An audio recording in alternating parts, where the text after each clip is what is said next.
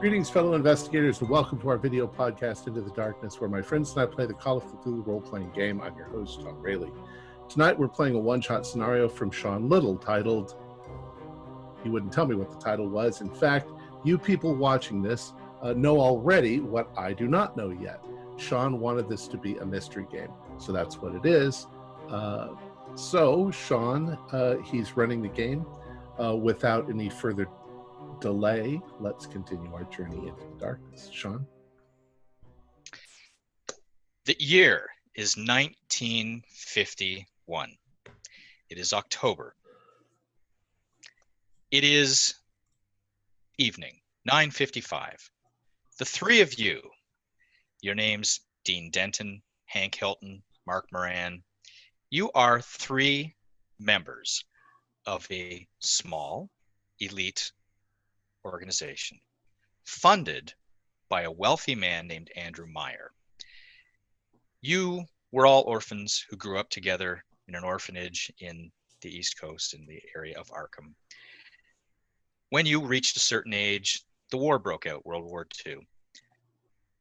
That's not the focus of the game, what happened to you, but some of you served overseas, some of you served at home at military bases and such, but you all joined the military together.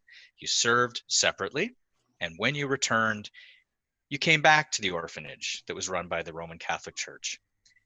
You were looking for work like so many others that came back from the war, and your skill set was military. Your skill set, before that, you had worked odd jobs, but you were so young, you didn't have time to go to university or college. You were seeking something. You went back to the church. You worked in hostels, you worked in hospitals, you've worked in volunteer jobs for the church, but nothing seemed to stick. And it's not that you weren't happy serving, helping people as you always had since you became adults. It's just that the calling there wasn't there. One day, a man came to you, Father Kilgore, and he took you aside one by one and had a discussion with you. And you did see him speaking to other people as well that were in the same situation as you. And he said to you, the church has need of the three of you. The church is associated with this man that he spoke of, this wealthy man that you had never heard of before, this Andrew Meyer. And Mr. Meyer has need of people with your abilities, your strength, your personality, your dedication to the church and to the well-being of others, taking care of the downtrodden. And he took you to see this person, and you were checked out, you were questioned, you were tested, you were given physical tests and such. It's all a blur. It all really is a blur to you because it was so quick.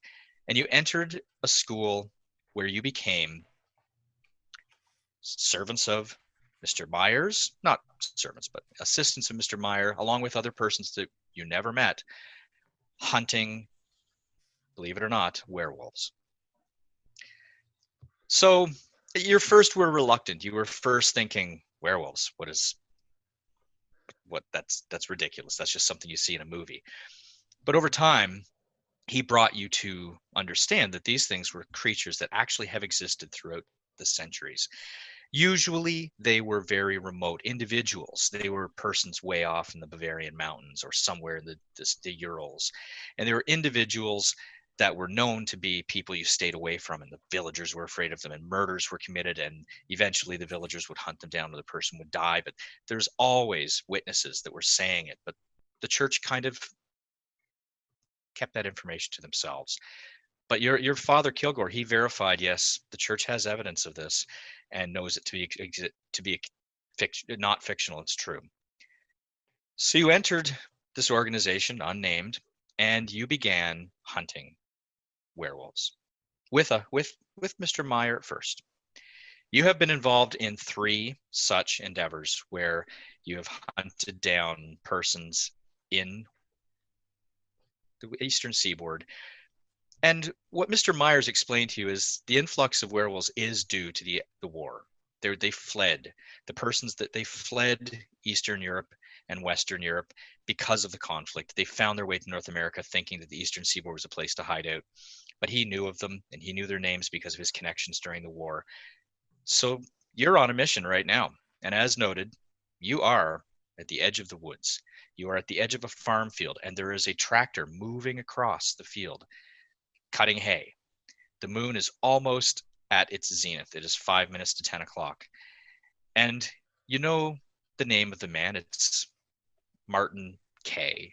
You never get last names. You have a description. He has a very large, prominent nose, prominent chin, straggly gray hair, very tall farmer, lives on his own.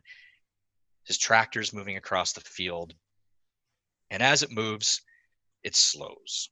He's reaching the point where he's just going to finish for the night and finish the rest of the work for the day. You see him get out of his tractor and just sort of stretch. You see him look up to the moon. And he's watching it. You're always told to verify before you take care of these individuals. And as you watch, he starts to twist. He starts to bend. He drops to the ground. And you see there we have it from a distance. He's transforming. I think that's a confirmation. Yeah. Confirmation for sure. Let's go forward and get him.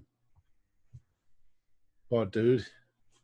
It's not his fault, but he'll kill someone if we don't. Well, so Do what you gotta do. for background, very quick background, you have been told that this man is responsible for a number of deaths in the area, including 3 school children, which brought it to the attention of Mr. Byer. Yeah, can't have him killing any more kids. Now, I'm going to assume that we have silver bullets, right?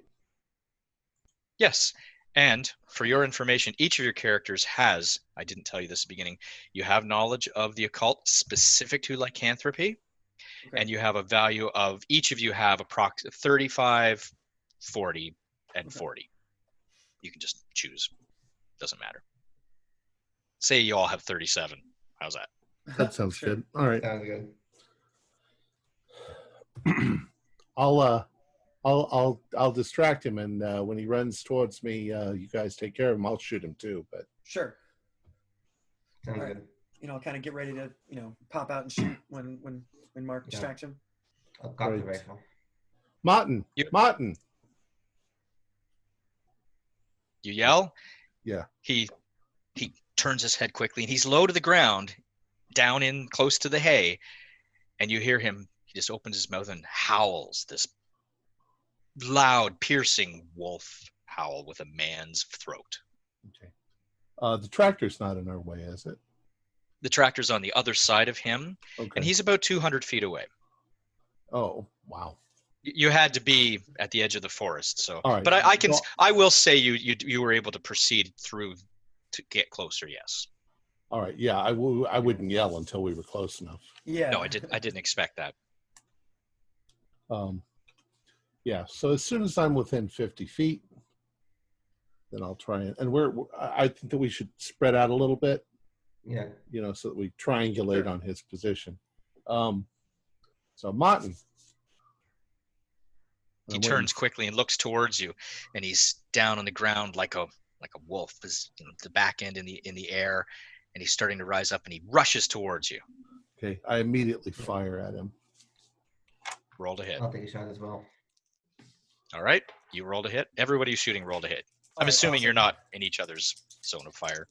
Great. Thank Right. you. We're Oh, I all got an pointing 8. at him. I got a 50 out of 40. Can I spend 10 luck? Ooh, If you wish. I got a 17. So I think that's a I'm hard. an extreme. All right. What? I got an 8 out of 60. Oh my gosh. Nice. Okay. Yeah, Well- I got a hard. Each of you roll your damage and tell me what you. How close is he to me? I'll Right. say he's like he's rushing. He gets like 5, 10 Ooh. feet, 10 feet before he gets to you, so he's 40 feet away. I How rolled much did you roll max. for I an did extreme? 12. I did 12 damage. I got a 10. Okay. With my Colt, as you know. I did once he 8. gets close enough. Pow pow. Okay. I got a 6 plus 4. Okay. Nice. 2, 3. All right. And that's with silver. All right. You definitely connect. Between the 3 of you, he drops to the ground. You've connected with him. He doesn't even get the opportunity to come at you. He drops to the ground, writhing and twisting. He dodged. He was able to dodge one shot, but not. It's just due to his movement and the lowness to the ground and his general stealth.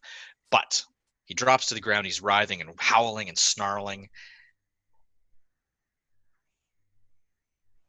Continue to move forward. Yeah. Yeah, we do. All right, he's definitely in the throes of death. Okay. Let's make sure that happens. Yeah, put a bullet in his head. Okay. I will, each of you, it doesn't matter who. He's not moving. Dead. He is dead. A successful mission. You have killed the vampire, and as you watch, he just slowly turns back. Right. And then I do whatever prayers are necessary. In nomine Patri et Filii et Spiritus Sanctus. Yeah. Yes. Now you have to deal with the body. Sorry, go ahead. Yeah. No, go ahead. No, it's all good. Yeah. We actually, that's important. We do need to deal with this body. But yes, yeah, actually, yeah. There are rules. There are rules about this, and it's not. It's not like you have to. Am I? If I'm going to go by the lore, now you said we've already done this twice before. Yes, you have. You on your own. Yes. So does he have? Was the sign of the pentagram on the hand? Yes, it was. Okay, so is the pentagram gone? Yes, it is. All right, so his soul's released. His disease. Don't get too close because he might twitch and scratch you. Yeah, the only good werewolf is a dead werewolf. Yeah, but it's not their fault. I mean, that's fair. All it takes is a scratch, and you're infected. You're gone. Yeah. Well, the man lives alone, as you know. He is a relatively successful farmer to a point. There's a barn. There's where he keeps his equipment. There are the usual not silos, but like seed silos beside it. And there's a small house and a car beside it. Your job is to dispose of the body. Yeah. In a way that cannot be identified that he was shot. Let's. What do you think? Take him in the barn. Bring the barn down on top of him. That's a good idea. Yeah. And then make it look like an accident. Yeah. Yeah.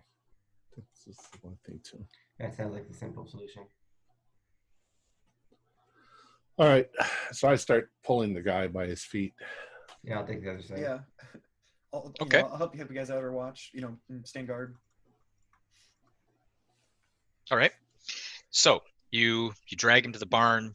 Not a problem. There's nobody there. The door is open because he was out cutting hay.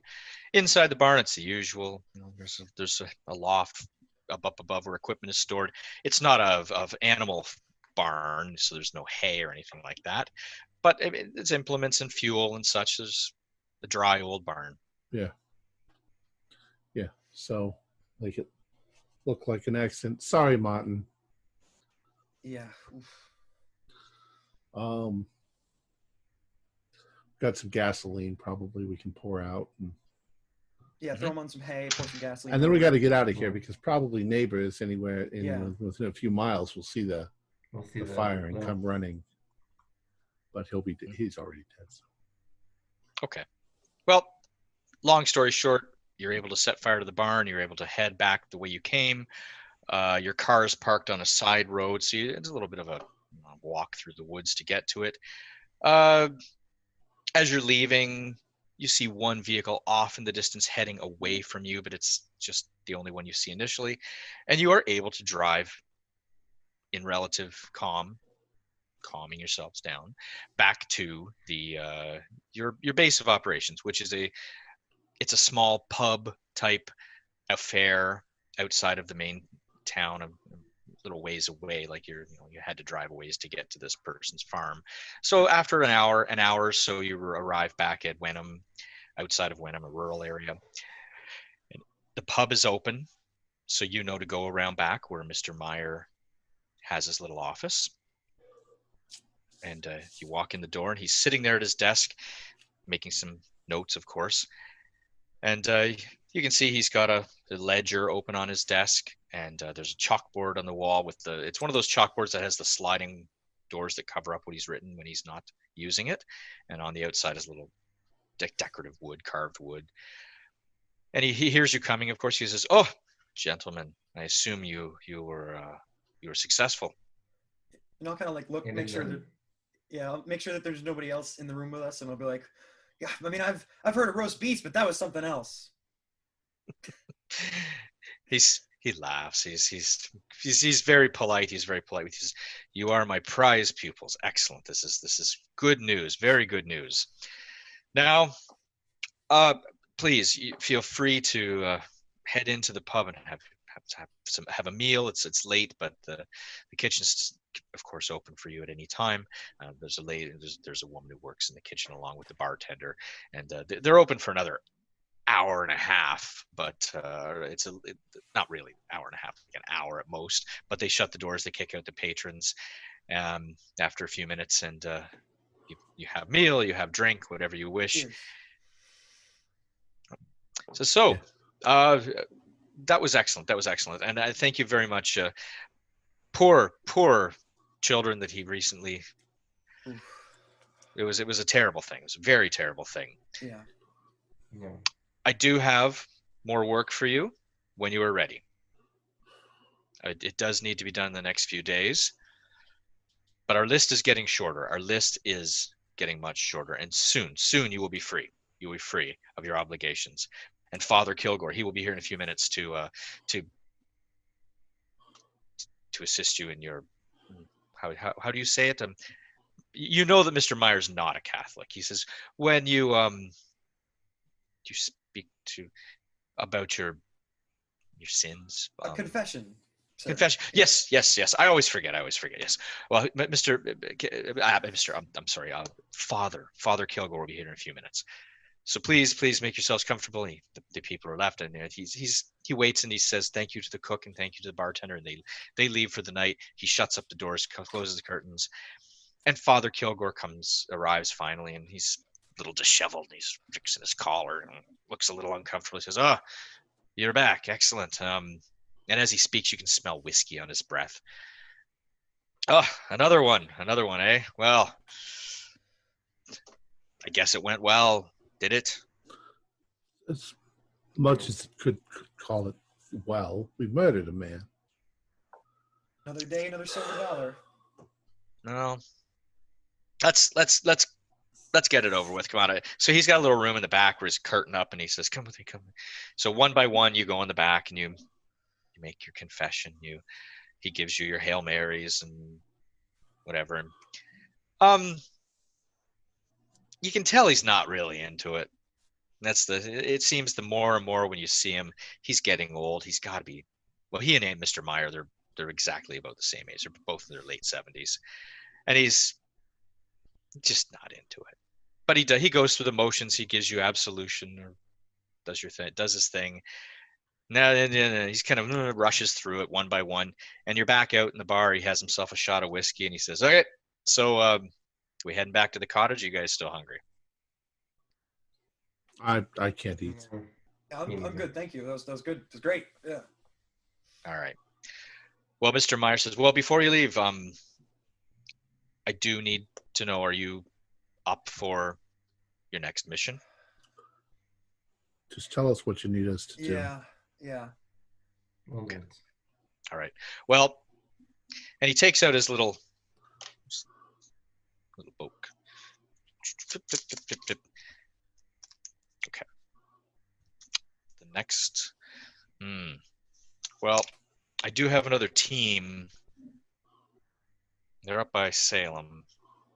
And I do have you guys, you fellows, you excellent fellows. And he's flipping from paper to paper. He says, are you tired? Do you want to do this tomorrow? I mean, that's what I figured, but I mean, we'll see if there's any research we can do tonight before we go to bed. Oh, Yeah. you don't need research. No, I've got everything. All right, wonderful. We'll tell you what. Tomorrow morning, after you sleep it off, you come see me. This he goes back to his book. No. Yeah, yes. This one is going to require a little bit of a drive. So you probably want, if you're going to go tomorrow, I'll give you the weekend off. And So tomorrow, if you meet me at lunchtime, say, I'll give you all the details. Meet me in my room. We will close up. Make it 1 o'clock. We'll close up the bar at 1 o'clock. So there's nobody around. We'll send the cook and the chef off to the cook and the chef, the bartender and the cook off to their homes for a break, and we'll have our little private meeting. Fine. 1 o'clock. Sure thing, Mr. Mayor. Yes, sir. Excellent work. And and he pays you well for this. And he's always, every time you do something for him, he increases what you get paid. Your bank account is actually burgeoning. So Father Kilgore, he said, he just reaches over and grabs a bottle of whiskey, puts the stopper in it, and he says, well, let's head off to the cottage, boys. So it's not very far away. It's he says, do you want to drive or you want to walk? It's a nice night. Well, we don't have our car with us, or do we? You do. You're allowed to park it at the rest.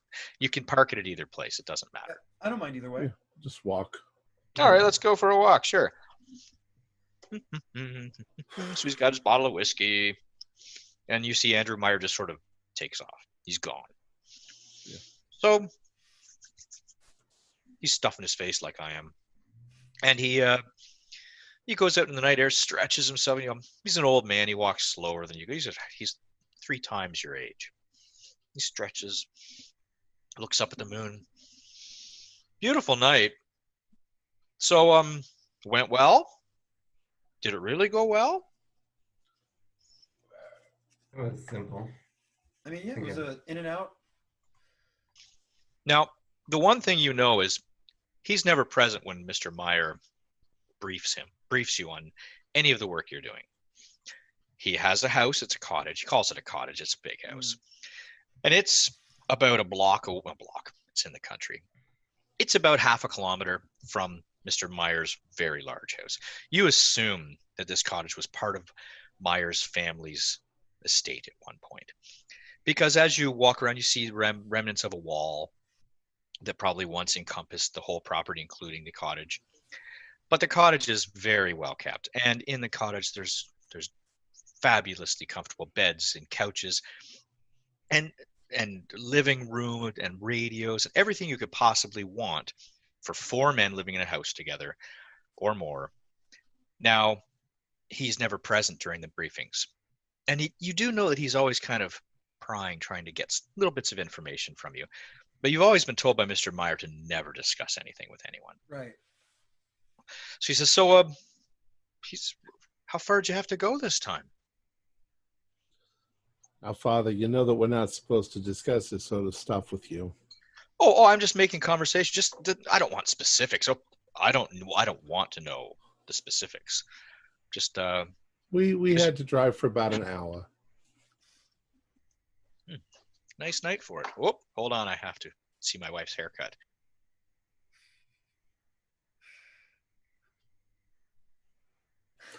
Write that down. 616 haircut. Yeah. Sorry, I had to see what it looked like. I'm going to see it again later, but so he does ask. Well, he says, I know the secretive nature of what you do, and I know when we have our our confession, I know you're very careful with what you say, and you are. You don't say, we went out tonight and murdered a farmer in a field. You're very careful about what you ask for forgiveness for, to not give specifics. And he's okay with that. He understands that. He actually allows you to, part of your absolution or part of your confession is that you have to lie to him at times. Oh. So he's very understanding, accepting, but he does pry. He says, well, an hour. Wow, that's he does some math in his head. Father, you really don't want to know any more than that. Yeah. But what can you tell us about Mr. Meyer that we don't already know? Oh, I've known him for years. I have known that man 35 years now. Well, a man like him, he must have a lot of connections. He laughs at when you say that. He laughs, and he laughs to the point where you think, this sounds weird. The way he's laughing, it's sort of like like you've caught him in a lie, but he's not the one who said the lie.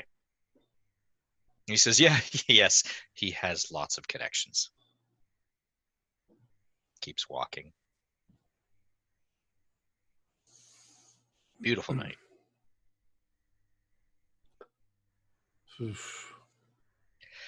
Oh, watch out. There's like a root, almost trips over it. The moon's lighting up your pathway, but every once in a while you're in a shadowy area. He says, this moonlight, it's definitely a beautiful night. And I'm telling you, back in the old days, in the old country, this kind of night, we would wander and wander, the two of us, Myers and I. We'd wander the hills and the dales. It was an enjoyable time to be your age back then. Well, we need to get you back to the cottage. Oh, you're heading to the cottage. It's right before you. The lights are on inside, and he just mumbles to himself, just, makes small talk conversation, stops and has a sip of his whiskey. And you get to the cottage and you go in. Your rooms are, the maid has been there. The rooms are all ready for you. He deadbolts the door, ka-chunk, ka-chunk, 2 deadbolts. He walks to the back of the cottage, checks the door. He does the usual, checks all the windows, make sure everything is locked. You've been there for probably the better part of a year now. Well, I'm waiting more or less for him to go to bed. He's probably drunk and ready to go to bed anyway. He is. He says, well, good night, fellas. And he wanders off to his room upstairs, and he just you just hear him, the shoe go thunk. A few minutes later, the other shoe go thunk. Yeah. And he's you guys want anything? Oh, I don't know. I'm maybe a little whiskey or something. I don't know. And I'll take out my pocket watch and sort of casually look at the time. All right, here you go. It's after midnight. Cheers. Gotta tell you guys, the more we're doing this, the more it's bothering me. I mean, we are murdering people. Granted, they're supposedly child killers, but it's all in that. It's all in Mr. Myers' little black book, and that bothers the hell out of me. Do you know what I mean? Yeah, I mean, you got a point. I'd like to try to think of them as, the human part of them started to fade long before we showed up. Yeah, but every time we, you get to the body and it looks just like some other guy. Why in the last, 700 years, haven't we managed to find a way to cure these people? Do you want to do a lycanthropy roll when you say that? Sure. No. Okay. All right. I mean, and why all the secrecy? That's another thing. It's like, if this is really a problem, why aren't the police involved in hunting down werewolves? You know what I mean? That is a good point. I don't know. Something just seems to. We've been brought in here. We've been trained. We've been chosen because we're good, obedient Catholics. And the priest doesn't really know what's going on. Yeah, but there's definitely more here going on that we're not aware of. But we've got to be doing the right thing, right? I mean, we've got to. These people have to be, these things have to be stopped. I guess. And I agree. It's terrible. I try not to think about it. I guess I don't like being in the dark, but can't I really ask questions? Can we? He's paying our paychecks. I don't want to think that we're just doing this for the money. Living here in the lap of luxury. I mean, somebody has to do it. It does pay well. I guess. Anyway, I've had enough to drink. I'm gonna go to bed. Yeah. Just as you say that, you hear, and this has happened before. Father Kilgore's fallen out of bed. Ka-thump! Boom. Because he's half drunk all the time. Oh, Jesus. And he's fallen out of bed. And when he falls out of bed, ka-boom! The crucifix on the wall above the tea stand or the side table. Uh-huh. Chink! Falls onto it. Chink! Just falls in the flat. Chink! Ah, Jesus, Mary and Joseph. And I'm going to go over and I'm going to put it back on. I'm going to go upstairs to... Roll spot hidden, though. Roll Okay. spot hidden, though, as you do that. Pass. By a few points. Okay. You pick up the crucifix, and on the outside, I mean, looks like any other wall-mounted crucifix you've ever seen before. When you flip it over, it says it's like garbage. It's not an official church item. It's like something that someone would buy at a 5 and dime store. Like it's made out of plastic and... Well, like Bakelite and painted with, gold paint and something. But it's one thing catches you as a devout Catholic all your life is that you know full well the priests and the nuns and all the people that work for the church, they have access to church belongings, and their homes are furnished with church belongings. That, like everything in your house is purportedly owned by the church. It may not be the case, but Sure. at least the church things are. The Bibles come from the church, everything. Right. Yet this crucifix that has fallen down is garbage. It's like something that you would see in like in a hotel or something. You're just taken aback by this. That's kind of cheap. Stick it back up on the wall. Better go. I'm gonna go up to bed. So I'll put him back in bed. All right. Appreciate it. Yeah. Yeah, You've had to do call this if you need before. to. Yeah. If you wanna. You've had to do this before. He falls out of bed once in a while. His bed's fairly low to the ground. You actually, about 6 months earlier, it happened frequently enough that you guys cut the legs down a bit so he didn't have so far to fall. You were worried he'd hurt himself. So you put him back in bed. Thank you, Rosa. Thanks, Rosa. Rosa. Has he called me that before? No. Rosa. Who the hell's Rosa?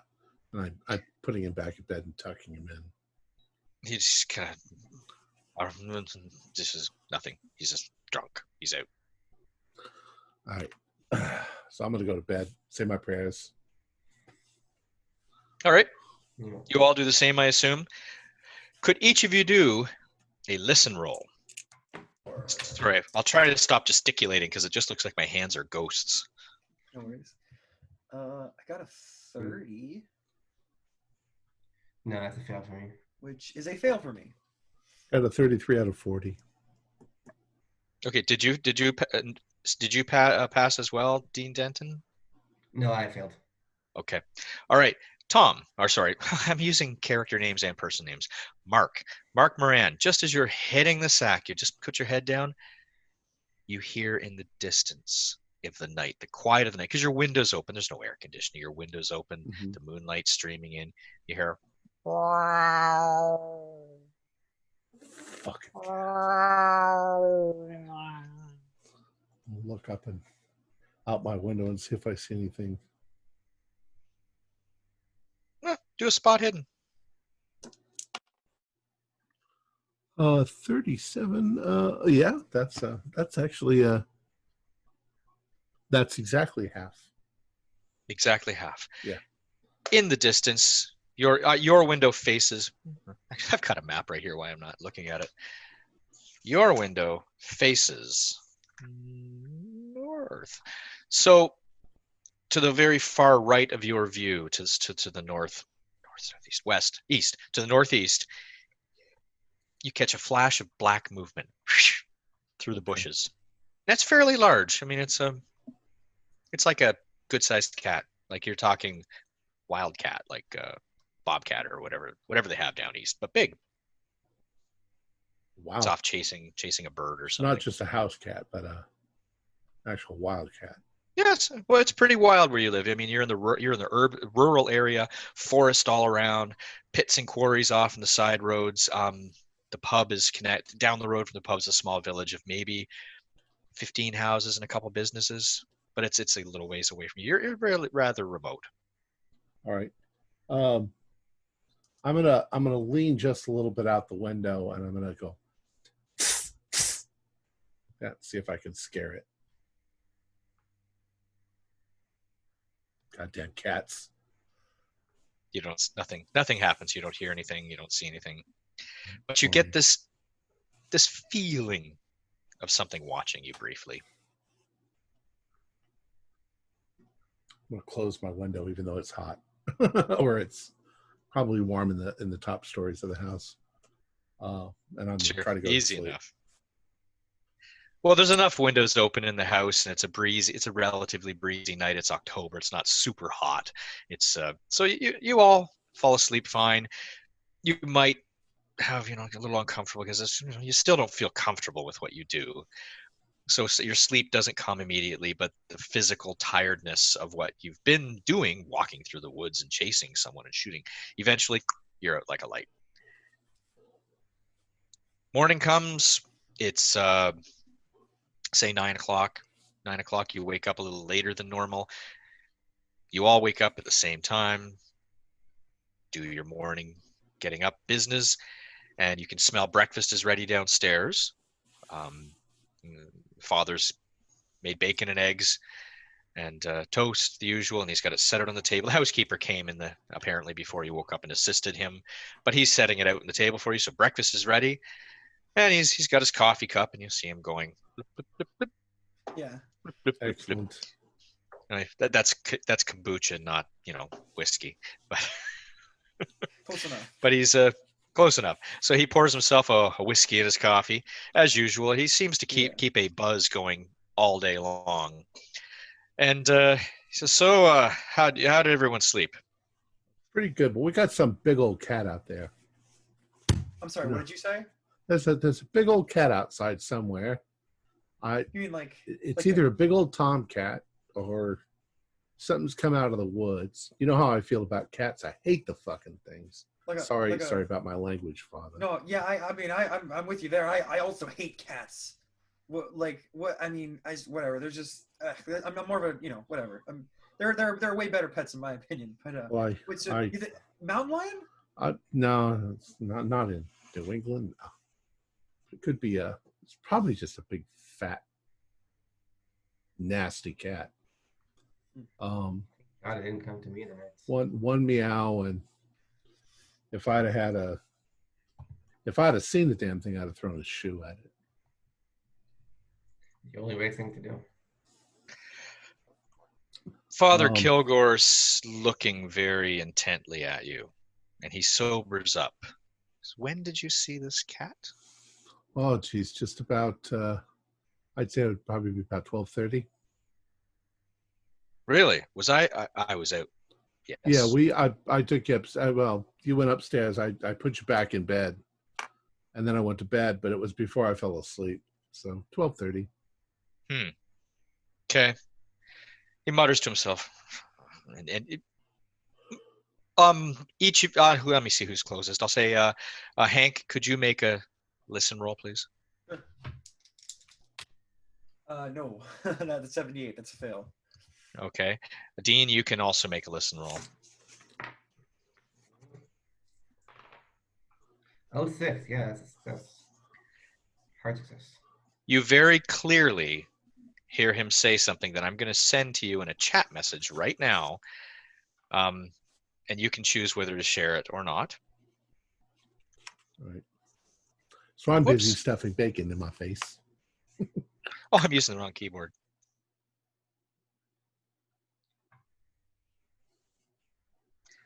There you go. So the father eats. Oh, sorry. Go ahead. What makes sense, Father? What are you talking about? What? Oh, sorry.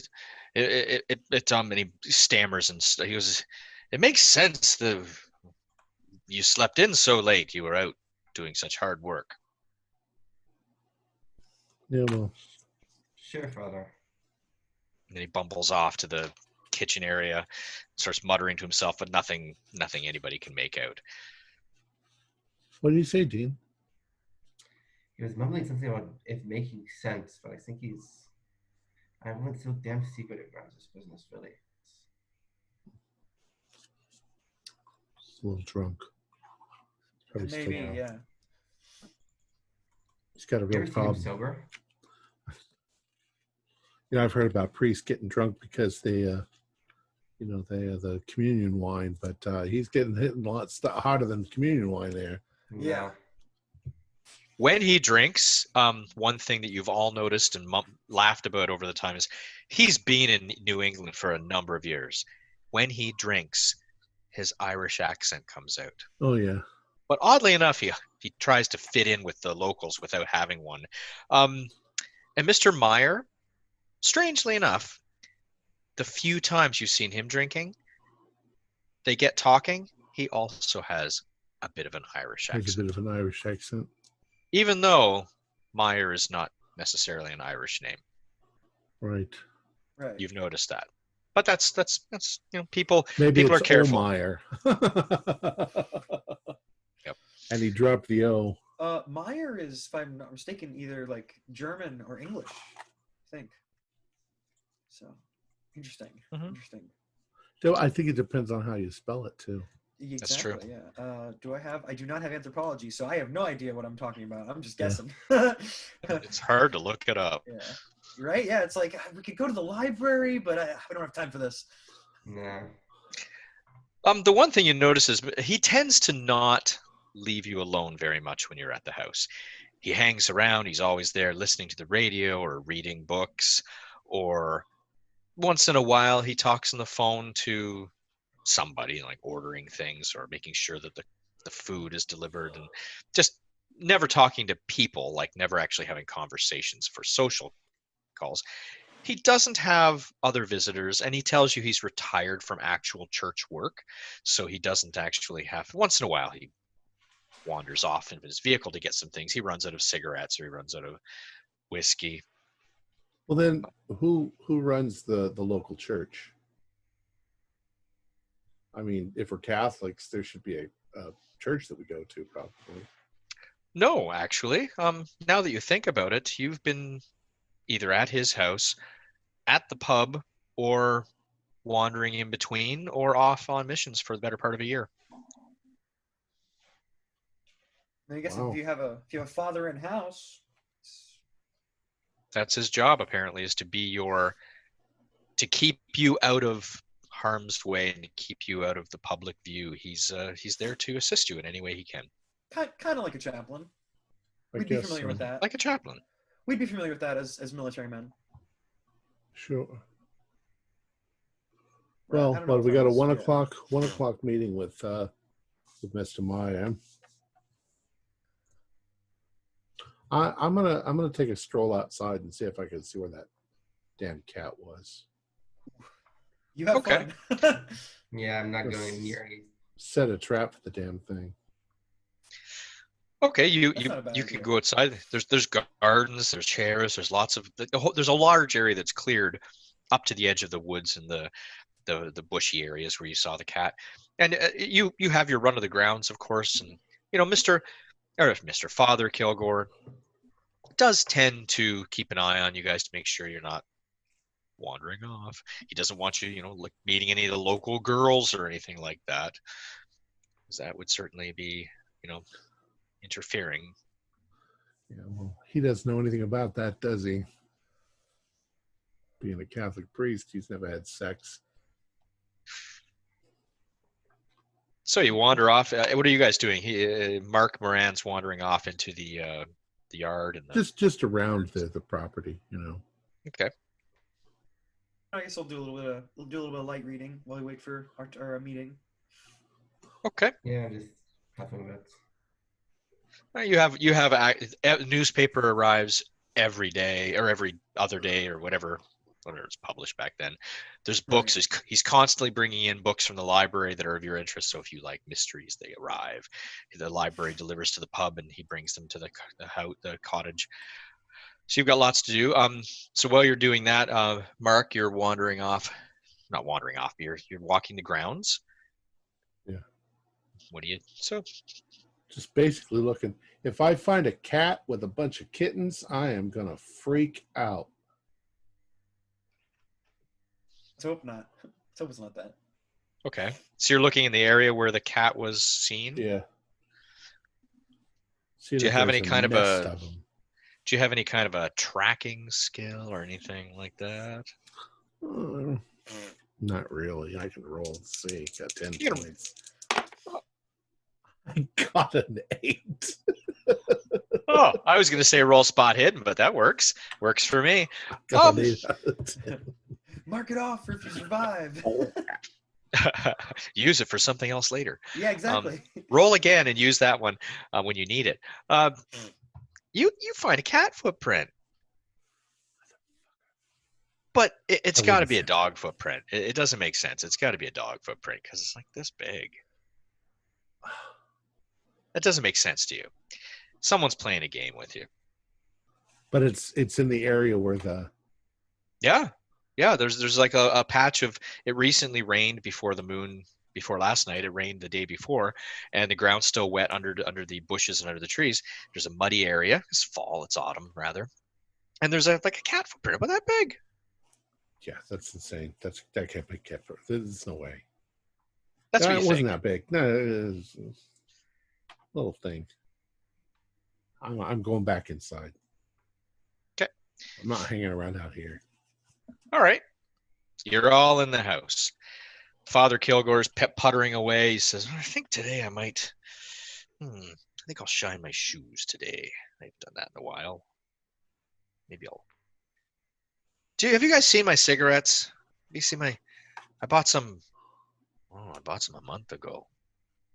He's looking for his cigarettes, and he's. Smoked through them all yet, Father? A month's a long time.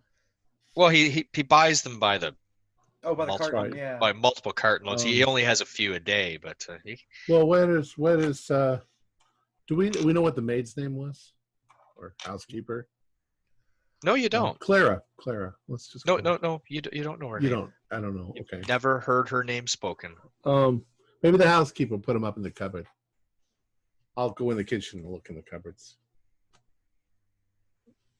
No, immaculate cupboards, no dust. Everything is exactly 4 of this, 4 of that, 4 plates, 4 cups, 4 bowls, 4 soup bowls, 4 spoons, 4 forks, 4 everything. You'll have to buy some more.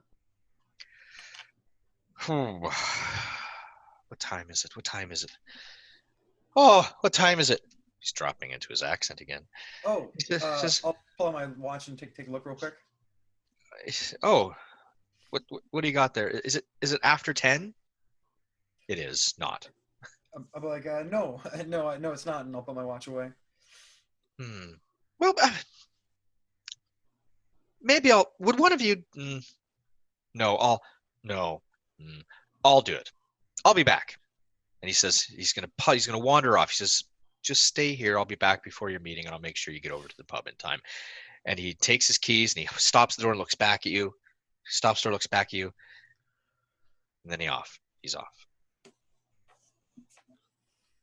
Oh, okay then. Okay, guys. I saw a big footprint outside. What kind of footprint? Well,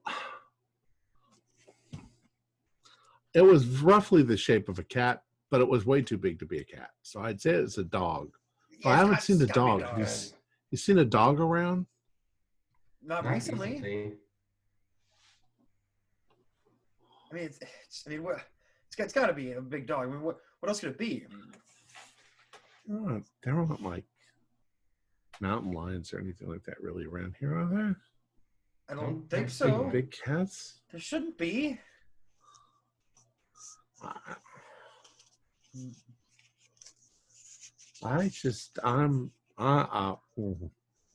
Keep an eye outside, at night and see if there's a freaking cat. Oh, could be one of those. What's it called? The circus that comes through town.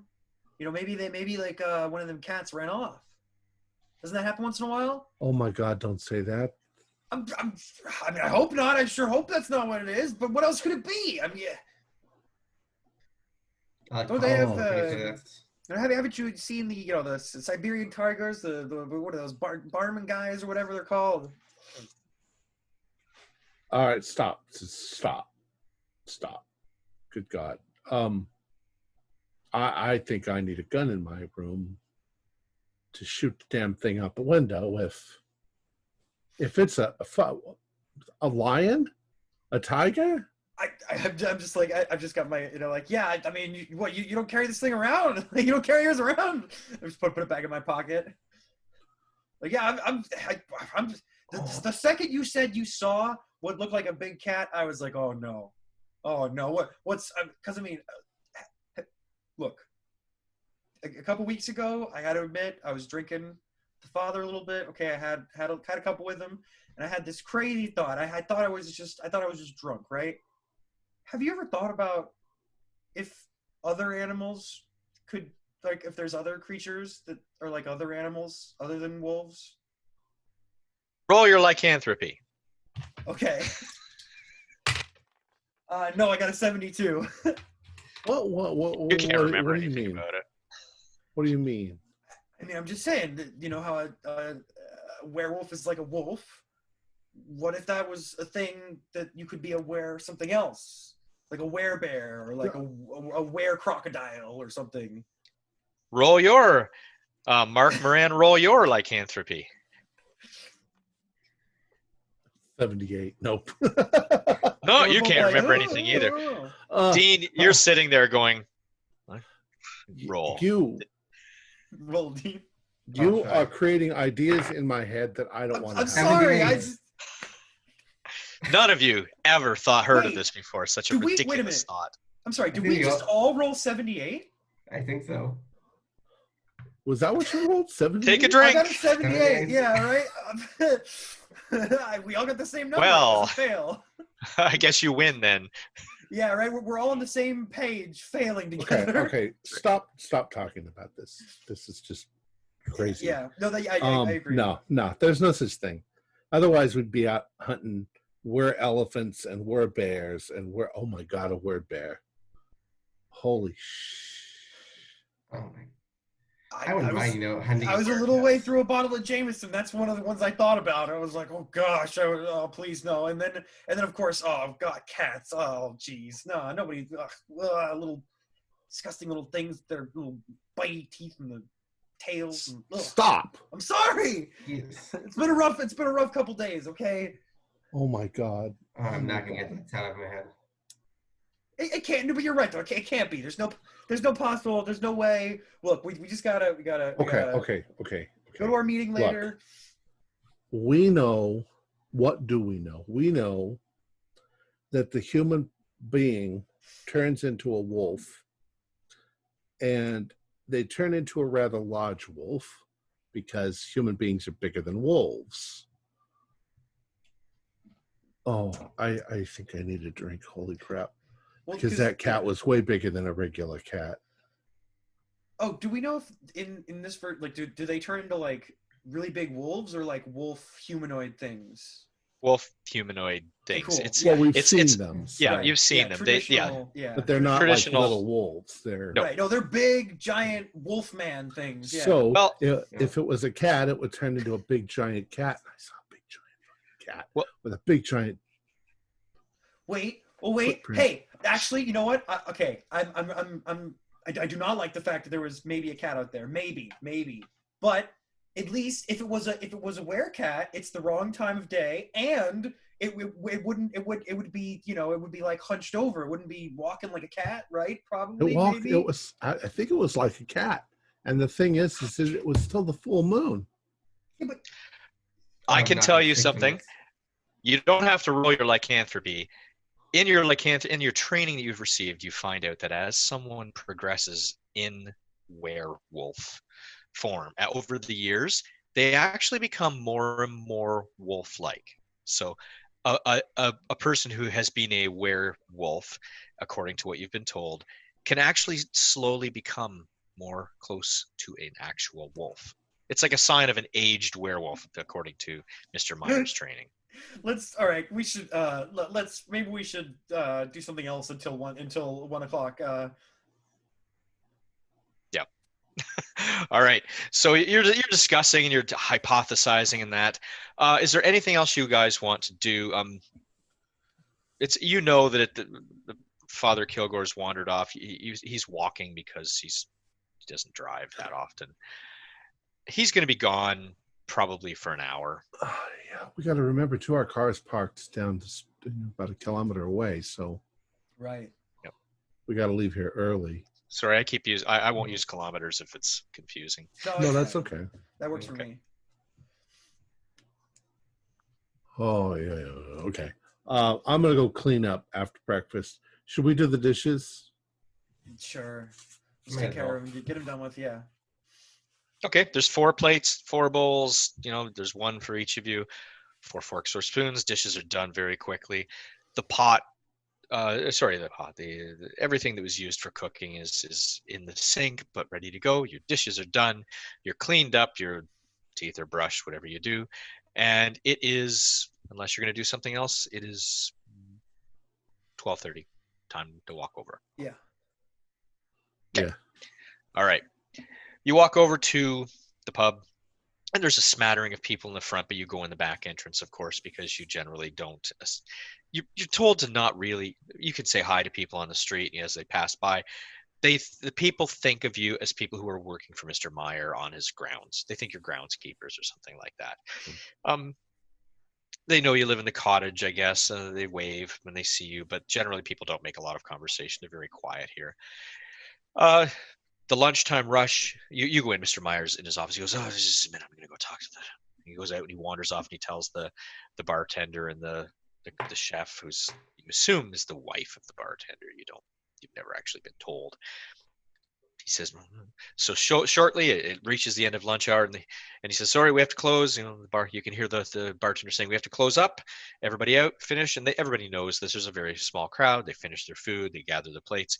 And by 1:15 or so, the place is empty. They're pushing out the last person. Will we reopen again at 3? And the chef, I keep saying chef, the bartender wipes his hands on the bar rag, straightens up. He's out the door with the woman, the chef and the cook, and they're gone. Doors locked behind. And Meyer says, okay, we'll meet in here. He checks the doors, front, back, checks the windows, checks. He says, where's Kilgore? Well, we don't know. He went to get cigarettes. Yeah, he said something about an hour ago. Yeah. He ran off. Cigarettes. Okay. Well, I saw him in here about 20 minutes ago. I'm sure he wasn't getting cigarettes. Oh. Hey, okay. Mr. Meyer, we got a question for you before you start. Of course, always. Any questions, I'm happy to answer anything you need to know. Is there such a thing as like a were-tiger or a were-bear? Well, perhaps this is a little bit of a history lesson for you. In different countries around the world, yes, they believe in were-tigers. Absolutely. There have been records in English research history in the church's history books. They actually did indicate that there were were-tigers in India. There's been record of a were-panther in the north of England, though some just think it's a wild panther, which makes no sense whatsoever because there's no panthers in England. The were-bear, I have heard of native North Americans in the Canadas. They've talked about a person who could transform into a were-bear, but that was a Indian shaman type person. I think it was a magical thing, not a. How about were-cats? What? Why the questions, Mr. Moran? Did you have a bad sleep? Did you have a dream last night? It's Hank there. I think I saw a cat outside, and it was a really big cat. And I found a big footprint, probably a dog, but it's too big for a cat. And then he said tigers, and I'm freaked out. I didn't even think of that. Well, at first, I just thought maybe it was a tiger that ran off. You got we're rats and we're We're Jesus Christ. Well, those that dabble in the dark arts cannot be predicted. And we know that there's lots of records of things that we're still researching over time. Now, this cluster of werewolves that we have to deal with, it's relatively small, and we'll be done soon. We've done our work soon. So I'd say that perhaps when this is all done, you could take some time off and do some research on your own, and maybe you could inform the rest of us, find out what you can find out about all of this. We should focus on the task at hand, though. That's true. I don't want to go looking for cats. But No. Okay, I'm sorry. I'm sorry I've interrupted what you had to tell us. No, it's fine. It's fine. We do have extensive archives. The church has, and you just have to. When we're all done, we'll talk to Father Kilgore and get you signed on to maybe a little bit of research as a break, perhaps in Rome. That sound good to you, Denton? Yeah, I mean, I don't really want to know more than I know. I'd like to see Rome. Knowledge is power. Yeah. Rome's nice. Rome is nice. So what do you have for us? What I have for you, this is requiring you to drive a little ways away. Now, I'll give you the directions, and it's a fairly straight back road, so you'll have to make sure you fill up the car before you go. Take some food with you. Take the usual things, first aid kit, etc. There's a woman. Her name is Mavis Shelton, and she lives on her own in a little estate, and she's a murderous wretch. Back in the old country where she lived before the war, she was a schoolmistress. And as we understand things, she escaped because I think the authorities were getting a little close to her. Not because they suspected her of being anything supernatural, so to speak, but just there's a little too many coincidences of her being close proximity to the students after hours, or close proximity to the students in the summers and such, or inviting them over and then the missing.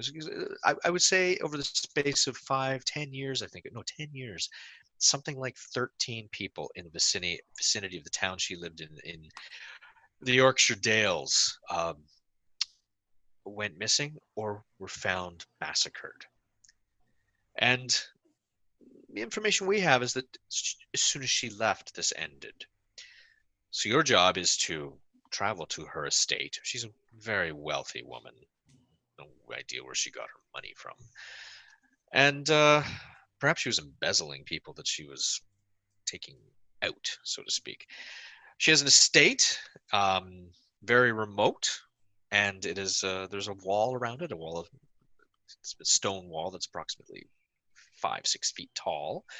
And within the wall is her house, garage, a number of vegetable gardens and such. I would suggest you travel there again, fully confidential. Kilgore isn't to know of this. It's not his job, and I would suggest you want to be there before dark, of course, tonight, because as I've understand it, there is a school camp nearby, and the fall session is in, and there's going to be about 100 children there. And she's recently returned from overseas, so we want to make sure she's taken care of before she. Of course. She's rich. Is she out in the Berkshires? Very close. Yes, very close. Okay, that is quite a drive. He provides you with a map. I mean, location isn't 100% important, but Mavis Shelton. Her house is called Rock Bottom, very ironically, because she's so wealthy. It's because her house is built in the remains of an old quarry bed. Oh. And she's a werewolf. Yes, of course. Yes, I wouldn't be sending you off if she was a vampire. They don't exist. I was going to say, wait. Okay. For- Yeah. That would be Good to know. ridiculous. yeah. Vampires? Yeah. Silliness. I'd go live under a rock. Jesus Christ. Well, we better get going because Well, we're going to have to shop and yeah. get some stuff for us to take with us. Oh, he has a full your food. The food is in the kitchen of the pub. You don't have to go to town. The first aid kit is, always stocked. You take it in the back of the vehicle. The vehicle's Okay. already there. The gas station is, outside of town. There's one single gas station. We're all Okay. jazzed up and ready to That's- go. Dave Bixby runs it. You know him. You actually know this guy's name, Dave Bixby. He doesn't talk very much. All right. Well, it's going to take us. Geez, we're going to be getting there just as it's getting dark, probably. Yeah, we better Likely. get moving. Well, do we have a ladder? Can we put a ladder in the back? There's a ladder there's a ladder outside the garden at the cottage. Let's grab the ladder because if we got to get over a 6-foot wall, Okay. we can use That's that. the thing. All right. Let's go. Mix it up. Who wants to drive? I can. All right. I'm going to sit in the back seat. Okay. You go back to the cottage. You get the ladder. Kilgore's sitting in a chair, drinking coffee. He says, "Oh, fellas, you're back. Yeah, but we're going. Oh, where are you heading to?" We'll probably be back in the morning sometime. Oh, it's a long one. A long drive this time. All right, you do a spot hidden, each of you.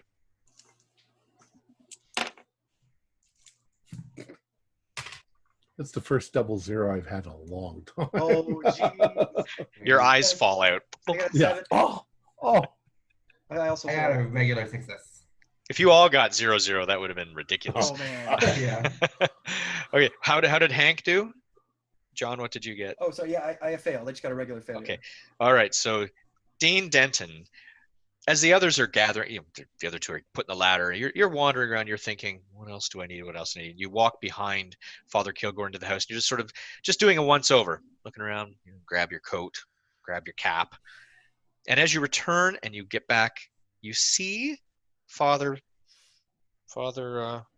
Kilgore's looking at something, and he's pretty lit. He's fairly drunk, and he's got in his hands a whole stack of photographs, and he's flipping through them.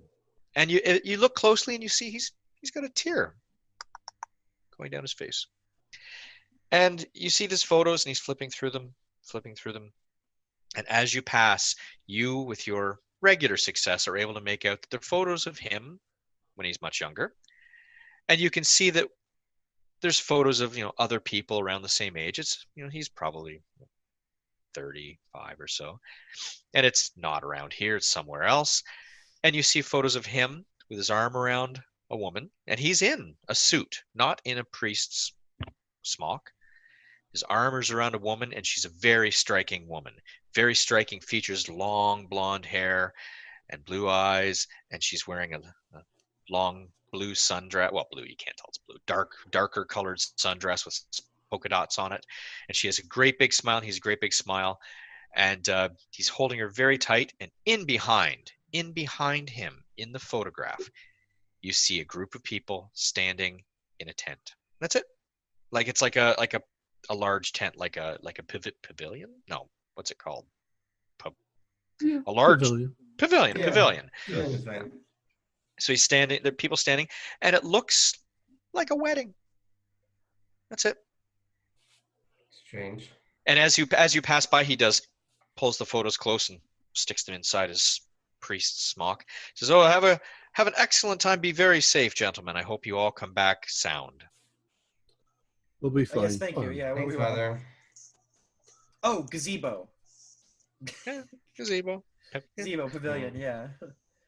So he's just sitting there, and you do definitely. He wipes his tear off of his face, and he's sitting there. So I'll wait until we get in the car.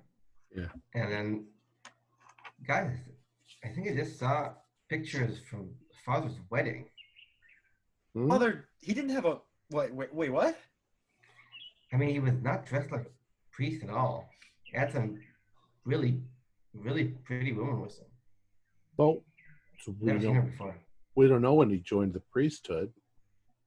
Maybe she died. Well, he was crying. It would make sense.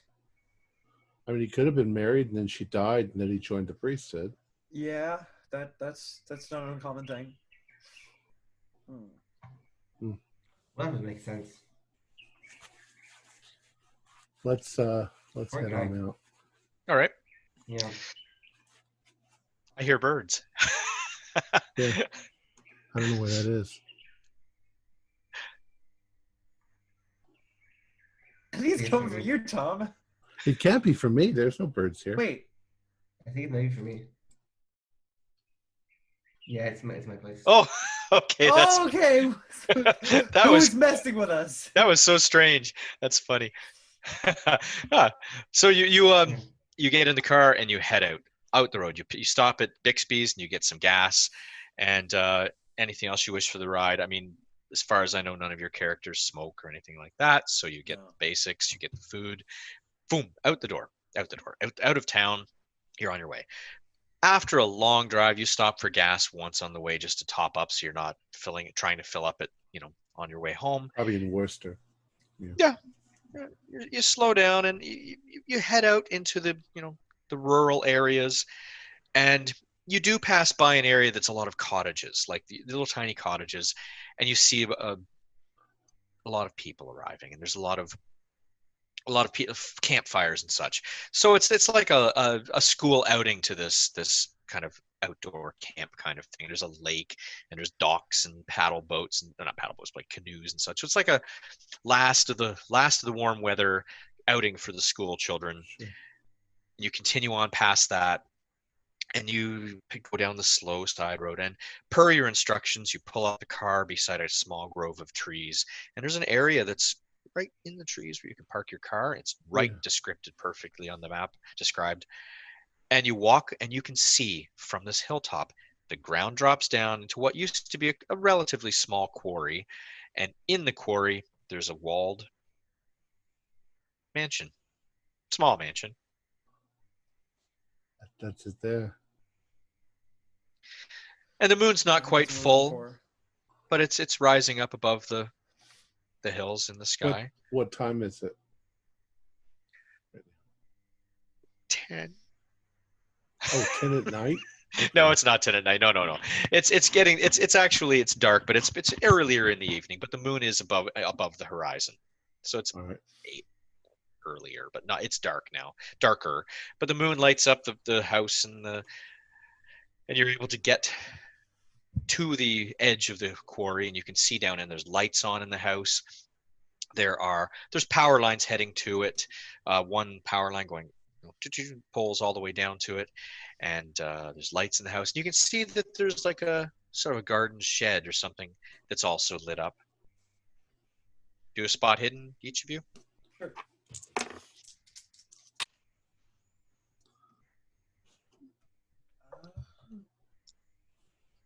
Okay.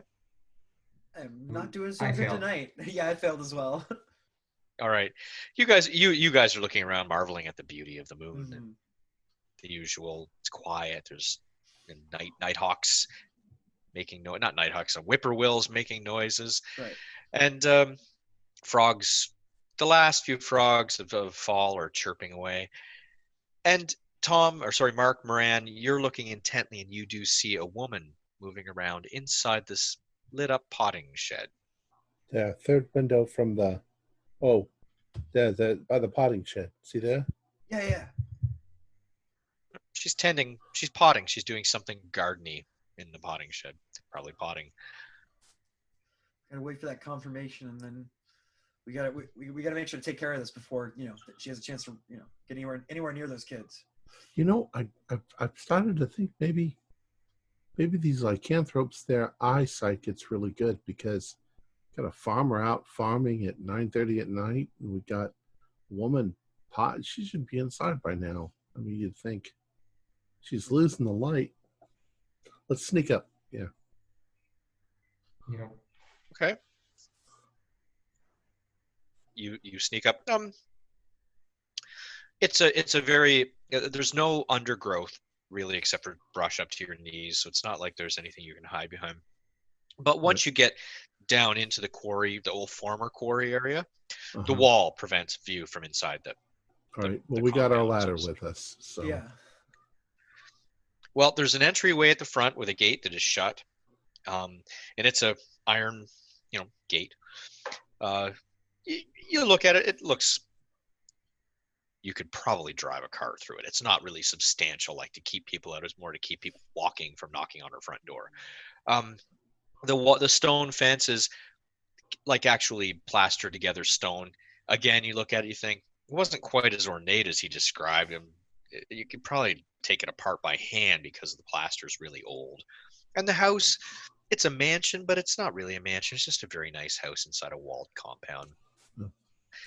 It doesn't look like a supremely wealthy person's house. It looks like just a house that happens to have a wall around it, and you can smell flowers. It's not vegetable gardens is what he described, but you can smell like the last flowers of the fall, like whatever she's growing that just happens to bloom now. I think we need to. We're always looking for cover, so that she can't spot us. But I think up and over the wall, even if over the wall means we don't have a way to get back over the wall. How tall is the wall? 5 to 6 feet. It seems to fluctuate because it's stones. It's manually built. We could have just climbed over that. We didn't need the ladder. Still helpful. And anyways, if we're going to shoot her, then we've got to get rid of her body. We can just go out the front gate then. From the inside. I think you're muted. Dean, you're muted. Yeah. Yeah, okay. Oh, okay. You're just saying yes, okay. So like if there's gardens and stuff planted around the edges, then we're going to kind of drop down into those so that she doesn't see us. Sure. And there's a few buildings. I mean, there's a number of gardens around the house, but there's also the potting shed and a garage. So there's areas you can hop over the fence and drop into a darkened, secluded area. I'm going to assume, too, that we're wearing dark clothing. So that's probably our normal thing to do. Yeah. Yeah, absolutely. Absolutely. I would assume you do that. You probably got dungarees and dark collared shirt, collared dark shirt and things like that. Yes, absolutely. Oh, did you need to take a break now, or do we want to take a break? At some point, that'd be nice. Yeah, if we're gonna go for another hour or so. We can break. I planned to end around 11, or in an hour. So if you want to break now, we could do that.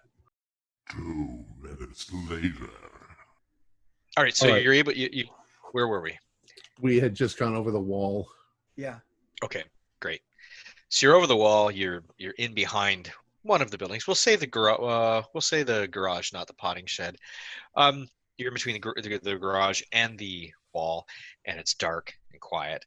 And you can hear a woman's voice in the potting shed humming. I'll do a random roll. Dean, could you make a knowledge roll? Sure. Idea roll knowledge roll. I got 59, so yeah, it's the best. Okay, you do hear the song she's humming. You can't quite place it, but it's a song from the when the war was happening. Like it's a song, like a pop song from Europe, like something that was happening at the English, perhaps you think. So definitely, it's indicating that it's something. It's an older song. She's humming away, and she's very much on tune.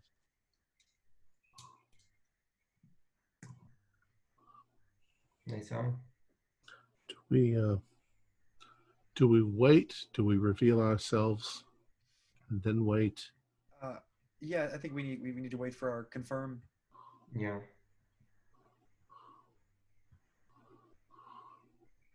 You can't see her right now. You're around behind. We're on the back of the shed. Let's Well, let's take possession. You're going to have to somewhat reveal ourselves just in order to get in position where we can shoot her. Right. Yeah. Could you do a lycanthropy roll, Tom? Sure. Or Mark Moran, sorry.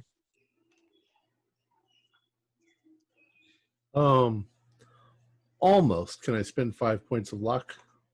Sure, you won't be using it after tonight. All right.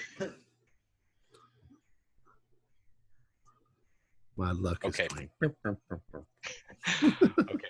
The one thing you remember from Mr. Meyer's teachings is that lycanthropes, they don't necessarily have to have a full moon. They just have to have a moon, Right. the moonlight.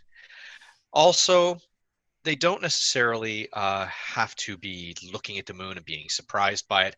The actual presence of the moon can allow them, especially, again, lycanthropes that have been where things for a long period of time, have more control over it, and actually when threatened they may change. All right. Well, you guys go on either side of the potting shed, and I'm going to walk out into the yard a ways and then face into the potting shed, and then I'll call out her name and we'll wait and see if she changes. All right. Sounds Okay. good. If she doesn't change, don't do anything because we might be wrong. Yeah. All right. Probably hard to explain. So I walk out onto the, I don't know if it's a lawn or what. It's a lawn. And I'm positioned maybe 20 feet from the opening, and I probably see her in there potting something. Yep, she's just finishing up. She's Right. wiping her hands off and taking her gloves off and humming. All right. I've got my gun ready. Mrs. Shelton. She drops her gloves and knocks over a pot and says, "Oh my God, who are you? What are you doing?" Sorry to invade your space at the moment, but could you step out of the shed for a moment, please? She steps to the says, "What are you doing on my property? What are you doing? What are you doing?" She looks towards the house and she says, "Arthur! Arthur!"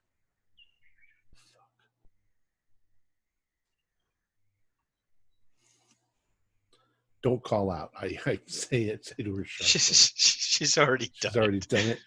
Yep. Arthur! Well, she did it twice. Like you weren't expecting her to do that. And I sort of motion for the other two, and I'll move to intercept Arthur if Arthur comes out.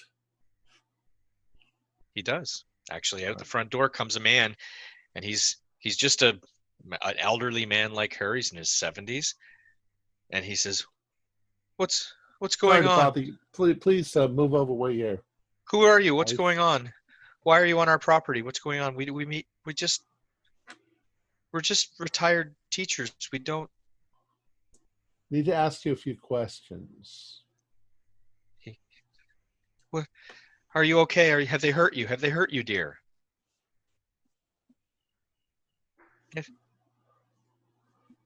Miss Shelton, no, they haven't. So that I get it right, are you two married? She actually, when you look back at her, you can see her starting to. How about him? Is he doing anything? He's just looking. He's going, Don't harm my wife. Take me if you need to take someone. Rosa, are you okay? Rosa, please. Don't take me. Don't take her. Take me." And she's changing before Rosa. your eyes. She's changing me. Is this woman blonde with blue eyes? Well, she has long gray hair, but she has blue eyes. Yes. She's turned into now slowly. She's turning into the were creature, and she's about to. Arthur, move away from her. He's not near her. He's on the top steps of the house. She's Okay. over the potting shed. Right. The other two, you guys are seeing her changing as well, and she's about to leap at Mark. Shoot. Yeah, I think I'll I'll take a shoot. shot too. All right. Pull my pistol and shoot. But I got a 7. Another critical. I got a 7. Roll damage. I'll see if she. So do we impale or just regular damage with a 7? Impale's fine. Okay, so I got 1, so 13. So I got with impale. That's gonna be like 20, I think. 6 and 7. That was crazy. She drops like a bag of rocks. And he's screaming, Rosa, Rosa, and he's running towards her. And he says, what have you done, you murderers, you murderers? I thought we escaped all this. And he's running towards her.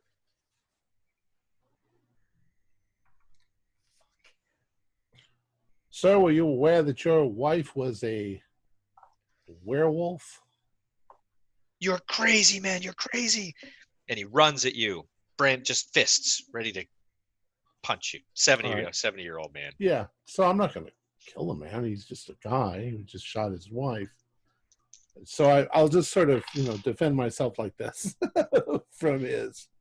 He bap, like no damage. He's frail, he's old, he's fit, but 77 or so.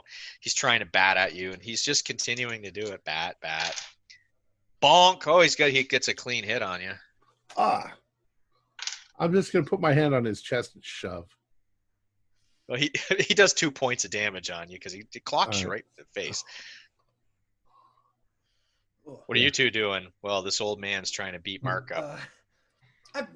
Mark can handle himself. I guess I'll start trying to figure out what to do with this body. Is there anything nearby that we could burn? A potting shed, a house, and an old man. Okay, wait, an old man.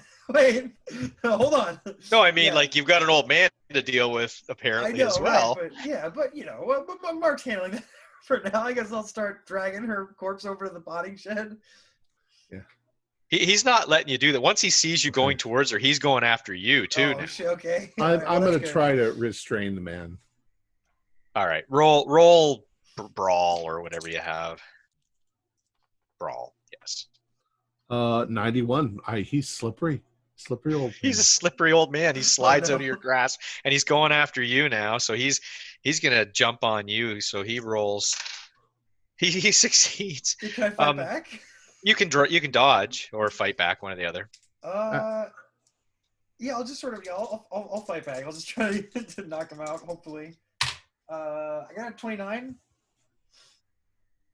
Okay. You're beating up an old man. Yes. What does that do? Wait, what is my brawl? My brawl's 40. Yeah, no, it's all right. Don't worry about it. It's just don't worry. Oh no, I do have a damage bonus. No. All right, it's just what is it? 2d4? Right? What's base? A d4? Mm-hmm. So it's 2 plus damage bonus. I do 5 damage to this poor guy, just trying to knock him out. Well, I'll give you. You conked him. If you're intending to knock him out, yeah. I'll say he's coming at you, and conk. You get him in the jaw, glass jaw. The old guy drops like a sack as well. So you've beat up an old man and killed his wife. There you go. Oh, I'm sorry. I hope you're proud of yourself. We got to take the beast down. Let's say the prayers over her. Okay. I'll inspect her and start doing this. What do we do now? Old man has seen us. I think that we've just got to. We can't do anything to him. I mean, I don't know. I guess what they always say is true. You never fuck with a man and his his wife. He's got to have known. He's got to have known that she was a werewolf. Right. He said that we're going to escape it. Look, we need to get rid of her body. Get rid of her body. Deal with him. Yeah. Surely there's some flammables here in the shed. We'll figure out what to do with him. For interest's sake, as you're trying to figure out what to do, you notice that the vegetable gardens are all tilled down, and she was potting. You don't know what bulbs. She was going to prepare some bulbs or something. Right. But the flowers you could smell. She has beautiful beds of roses that are still in bloom. Roses, roses, roses. Red, Rosa. pink, yellow. He What was called her that? Rosa. Yeah. Did you say the priest called her Rosa? Called the woman in his picture Rosa? We wouldn't No, say actually, Rosa. he said that when you put him in bed. He called you Oh, that's Rosa what when it you- was. He said it to me when he put her. The Father Kilgore said that he was saying Rosa, Rosa, Rosa when he went to bed. I wonder if that was his wife's name as well. I'll take a look at her face to see if it seems. How many roses are there? There's a lot of roses, Rosie. Do a, I wouldn't call it a spot hidden.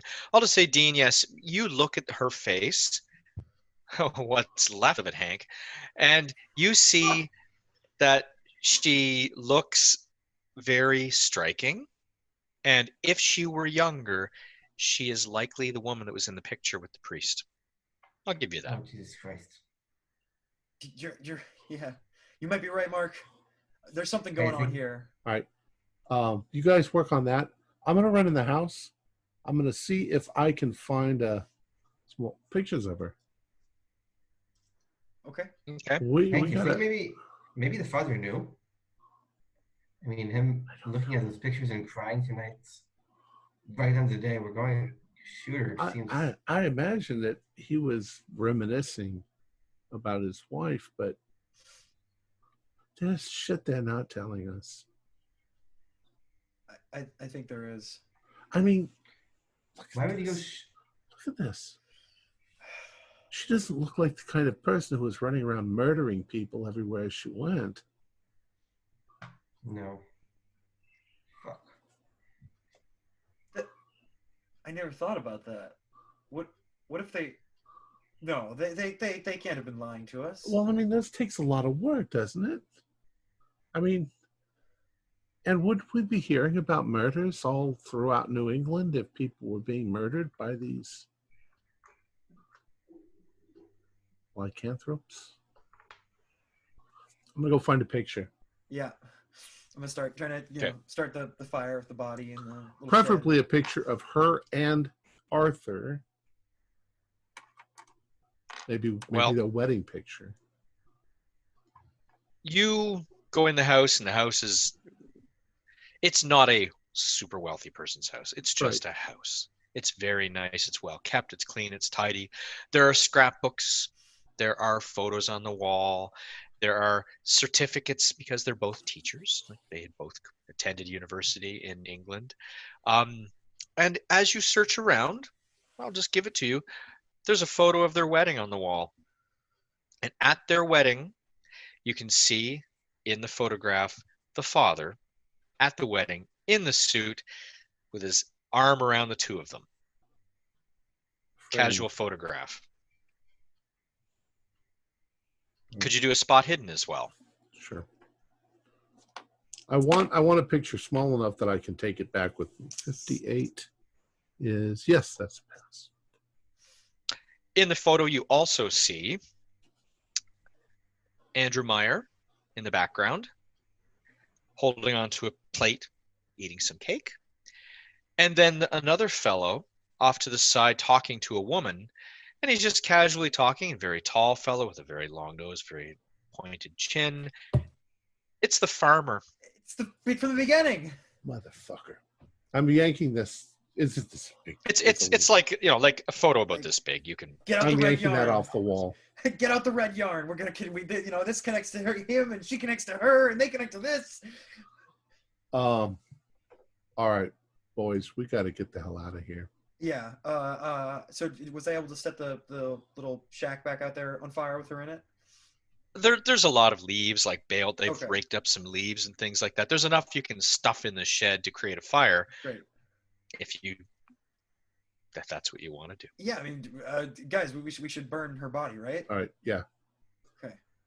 Does the picture from the wedding look like the same suits and clothes as the picture Oh. the father was holding?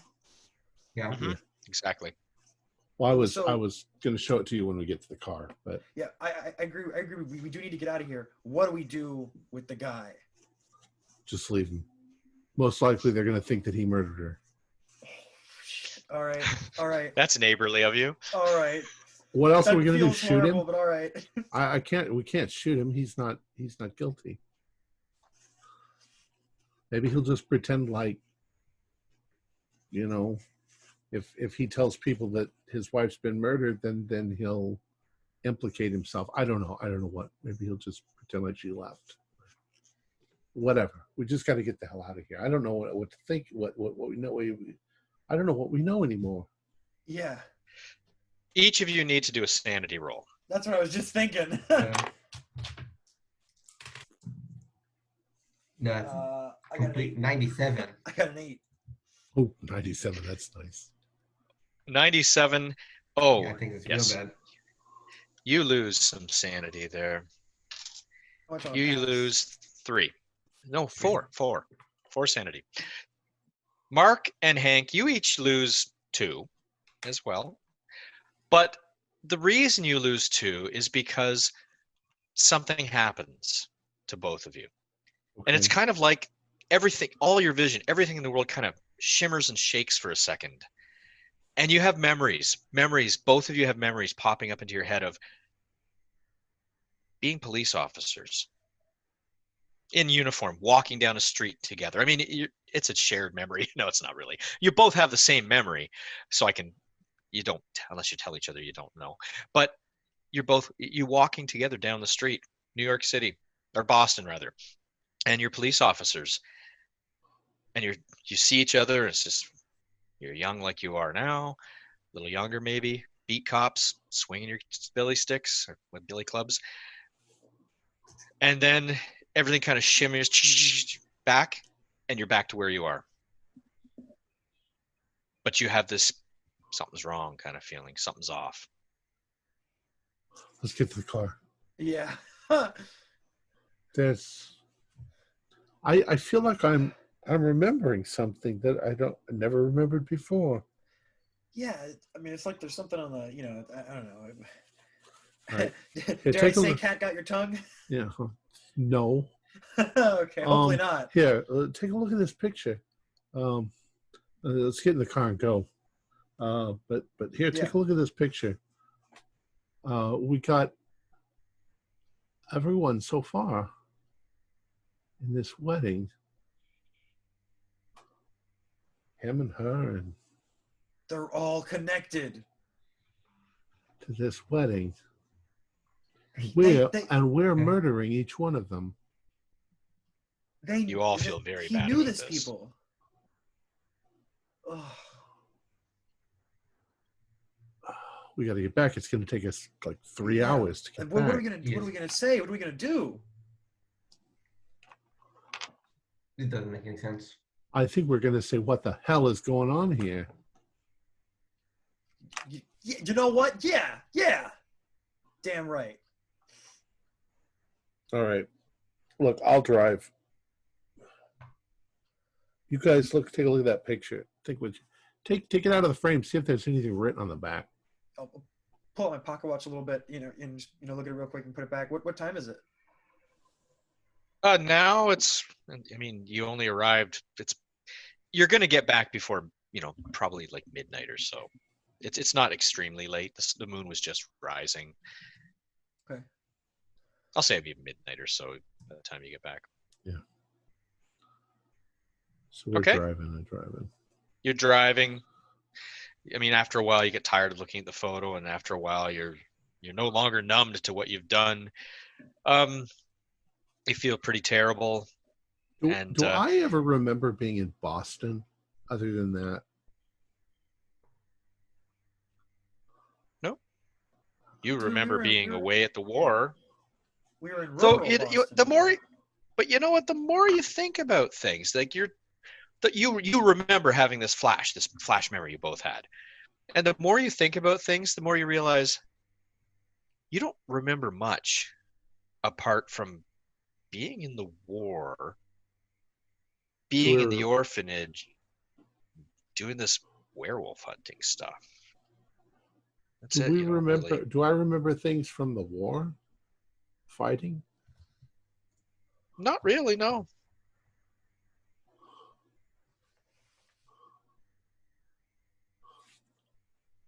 Guys, I'm having some serious trouble remembering things. Were you guys were in the war, weren't you? I'm not sure. I think I was. It's like I know I was in the war, but I can't remember anything about the war. But I got this big Dean. scar. Yeah. Dean, now you have to do a sanity roll, but you will not lose sanity if you fail this.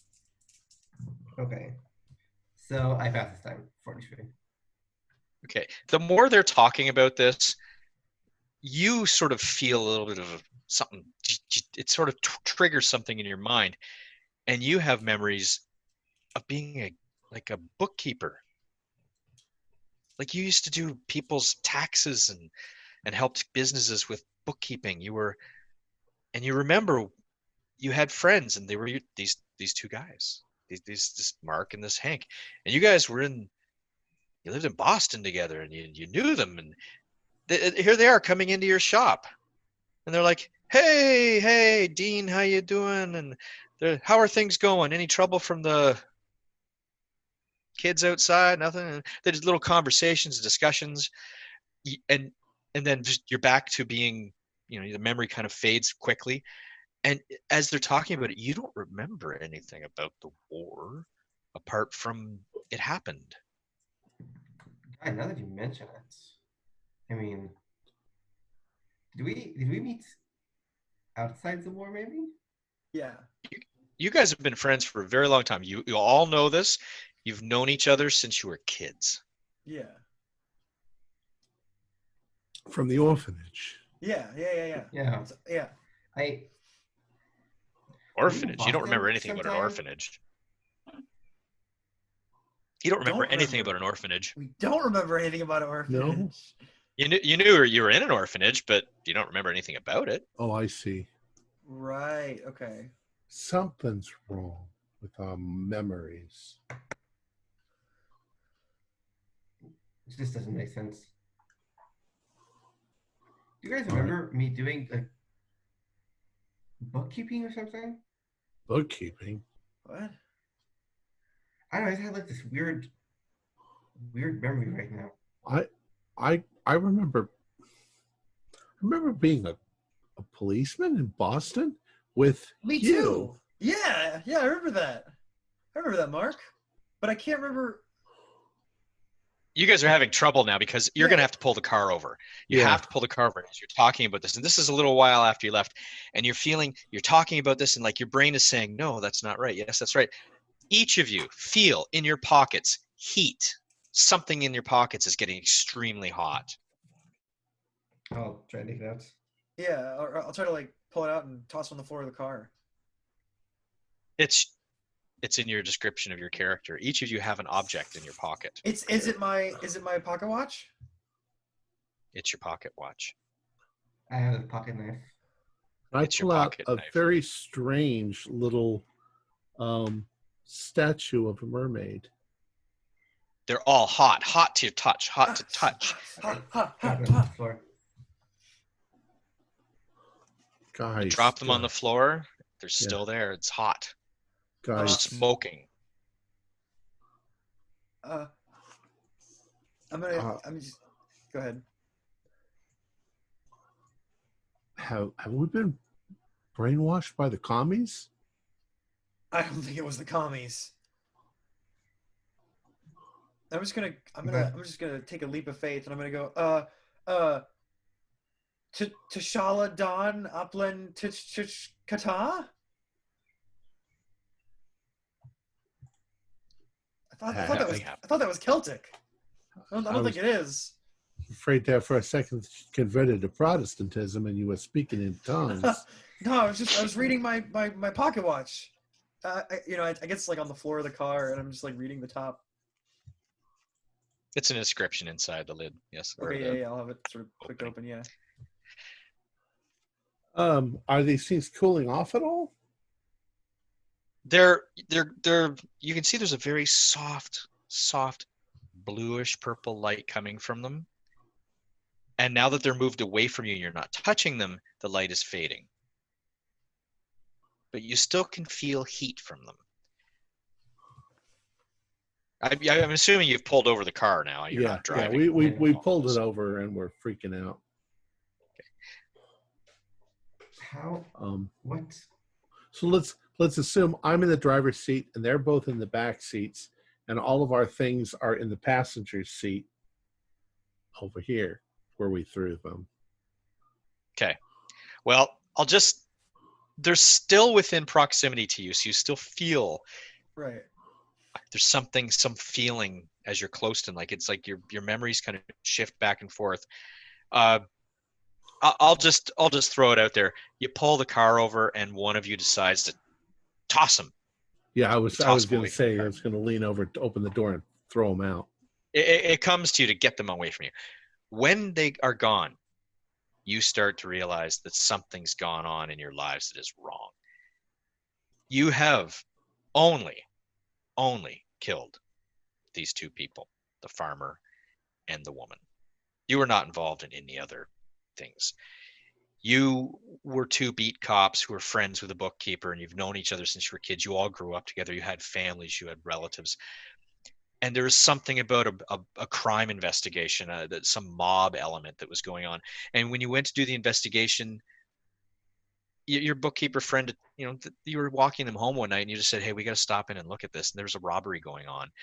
And when you went into this place, there was a robbery going on. It was darkness and blackness, and something happened.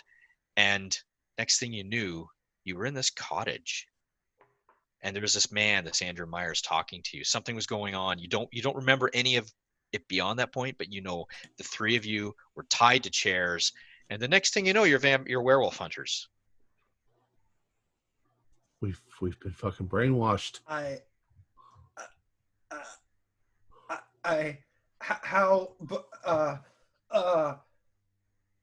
We have families. There's they've done something to us. We have to get back to that fucking Myers and find out what the fuck is going on. Yeah, damn right we do. I just realized I like saying the word fuck a lot. Well, when I was a Catholic a few minutes ago. When I was a Catholic. You may very well all be Catholic because you grew up in Boston. But that's a thing. It is a thing. All right, so you all, just for the reasons of time, as the time it is, you drive back.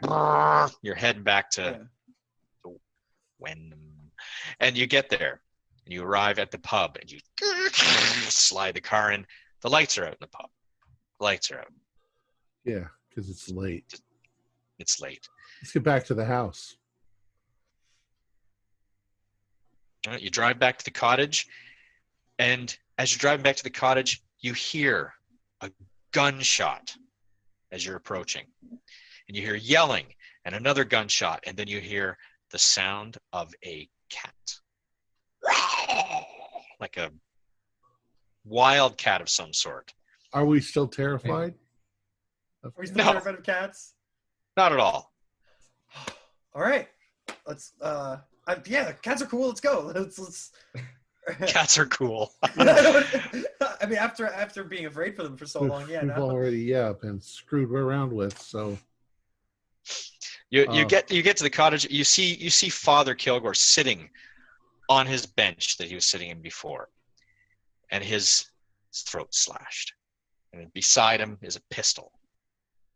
He's not dead. I mean, his throat isn't like completely slashed. I mean, it's not like he's been scratched, like down like this, some giant scratches down his chest and one across his stomach. So you can see his cassock is all torn to shreds, and he's bleeding out.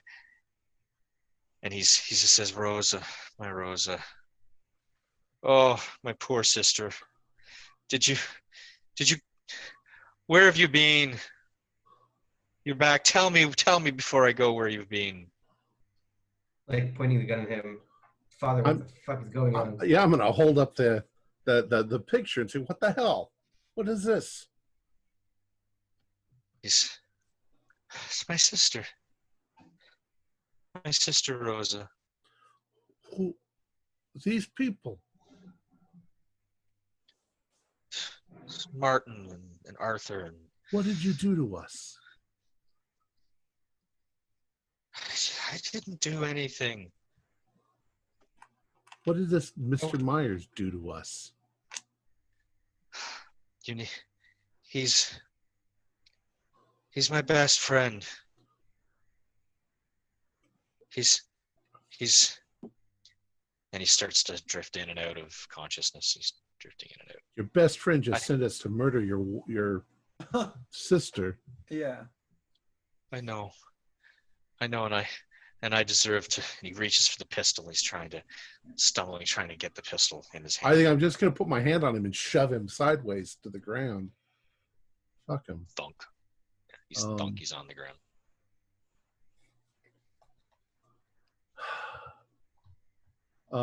But we heard shooting. Was that him? Does Cthulhu seem hot or anything? Going in the house looking for anything that's... The pistol barrel is hot. Yes. Okay.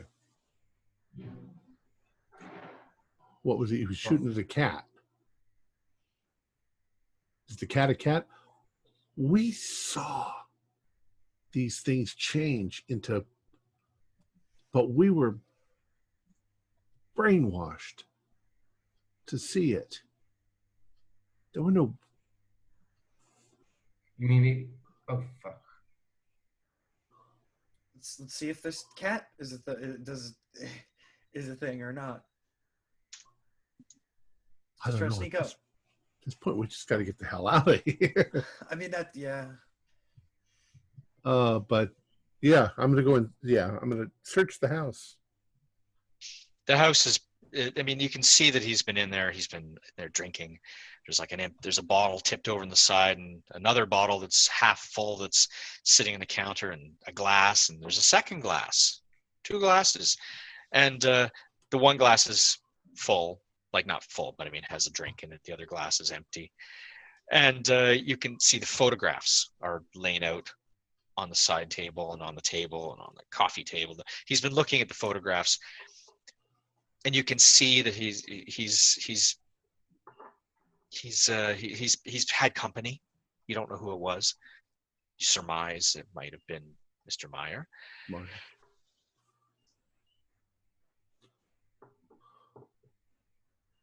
Does Mr. Meyer live at the pub, or do we know where the house is? Yeah. It's literally you can see it from here. You can see the house. Hell over there.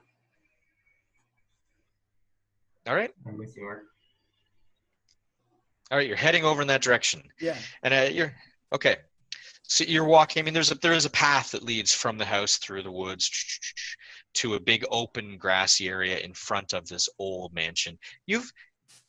Now that you remember, you have been in Andrew Meyer's house. You've been there before, and you remember the front door is the door that is only for guests, and the side door is for servants. And you know that you've seen gardeners there and you've seen a maid there, but you don't know their names. And you approach the house and the lights are all off, and they're never all off. Do we sneak inside, or do we kick the door in? Well, after what he did to the father, I think maybe we should try and sneak about if we can, and like with the gun cocked really tense. Right. All right. You're preparing to enter the front door? Yeah. Okay, the door is actually... Any movement or anything? Oh, there you go. Roll listen for all of you, please. I got it. 90. 19. I went 99. I'm deaf. I actually got it this time. Got 73. Nope. All right. Hank, you in the house door is actually slightly open as you look, and you can see that that it's never left open, and from inside the house you hear a growling sound in the distance, not just inside the door. You hear. I'll be like, shh. I'll be like, shh. Like I heard some kind of growling.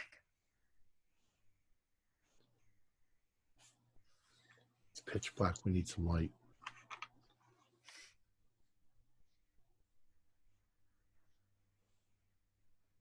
as you say that, you know that there are lanterns and flashlights at the cottage, but it's back that way. I mean, it's 1950s. We have electricity. If I reach inside, do I find flip switches? Yeah, there you go. Yes, All you right. do. They're buttons, actually. Okay. Button. So as I come inside the door, that's what I do. I hit the buttons. There's two buttons. One turns on the light outside above the doorway, and one turns on a chandelier type light above inside the doorway. Okay. When you do that, you hear something go takes off upstairs, like something takes off out of view. Something Padding went of feet. upstairs. Yeah, something went upstairs really quick. Should we go after it or? Yeah, well, I'm going to chase Yeah. it. Go. Quickly. Let's go. Turn on lights as we go. Okay. You see the next set of lights is at the top of the first landing. There's a set of lights to turn on the lights at the landing at the top. Okay. So you're moving slowly up, and click, light goes on. Another light goes on, and the hallway at the landing runs the length of the building, and there are doors all along it, like bedrooms, you assume, or some other kind of upstairs rooms. All right. There's 4 of them. Well, anybody knows we're in the house already, so I'm going to start kicking open the doors as we go. Let's do it. First door you kick open, I'm assuming it's the first one in front of you, or do you wish to Right. go from left to right? First Nope. one in front of you? Yeah. Okay. Boom. Door busts open, and you see, jumping out the window, the tail of a human-sized cat creature. All right. I'm going to shit. run to the window with my shotgun. Okay. Me too. I'll run to the window. Go for it. You get to the window, and you see there's a roof, there's another roof over top of like a solarium kind of thing, and something has landed on it and is leaping down to the ground. So you each can get a shot each, the penalty Okay. die. This is kind of moving, and so we have penalty die? Yes. Yeah. Moving and darkness. Just the 2 of them or all 3? Two of you. Oh You my can't God. get all Yeah, 3. those 2. I had a 07 and a 97. So that's not going to hit. I had a 50 and a 5. So that is a hit. 50? 50? Yeah. That is a hit. Wait, no, All sorry. right. I was looking at the wrong one. 50 is a fail. Okay. Oof. All right. Well, you shoot, and you don't hear because it's a cat.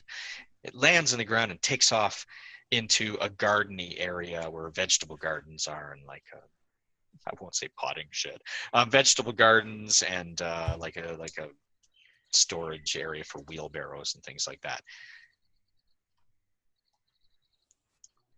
So you can either go out the window or go back out the front door. Let's. I'll run back out. Yeah. Yeah, I'm gonna run for the. All right. Well, wait. Let me see. Actually, hold on. Is this a big house? I'm gonna run for the front door. It's a big house, yes, very big house. Like, It's sort of the way he fine. described Rose's house as being. I'm going to keep going down the hallway, kicking open the doors as I go. Just in case Okay. he's hiding up here and that was a distraction. Okay, so you 2 are going outside though? Yeah. Yeah. Okay. All right, you can kick open a couple doors before they get down the stairs and outside. First one is an empty bedroom. Boom, like it's got a wardrobe, and it smells musty and dusty, like Yeah. nobody's been in there for a very long time. You don't see anything in there. There's a light switch if you can flick it on. Doesn't look like anyone's been in there for ages. And the room on the opposite side of that one is, again, a bedroom. It's a larger bedroom. It's probably like a master bedroom. You assume it's probably his. It's very clean and tidy, but it's well kept, and it's freshly made bed. The shoes and jacket and things are laying out for the next day. So it's a bedroom. The window is shut, and there's nobody in there.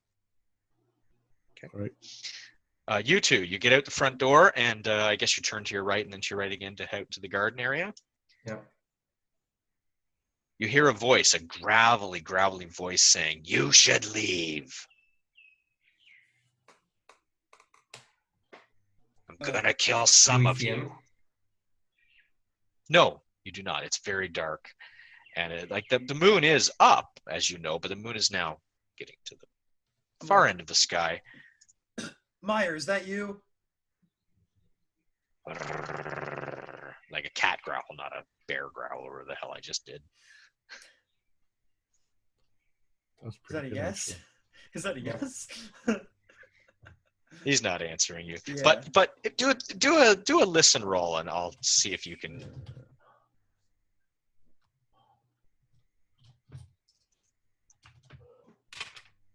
No. No, it's an 88. Okay. It's echoing along the wall. You can't really tell where it's coming from. It sounds like it's somewhere out there, like in a 60-degree arc in front of you.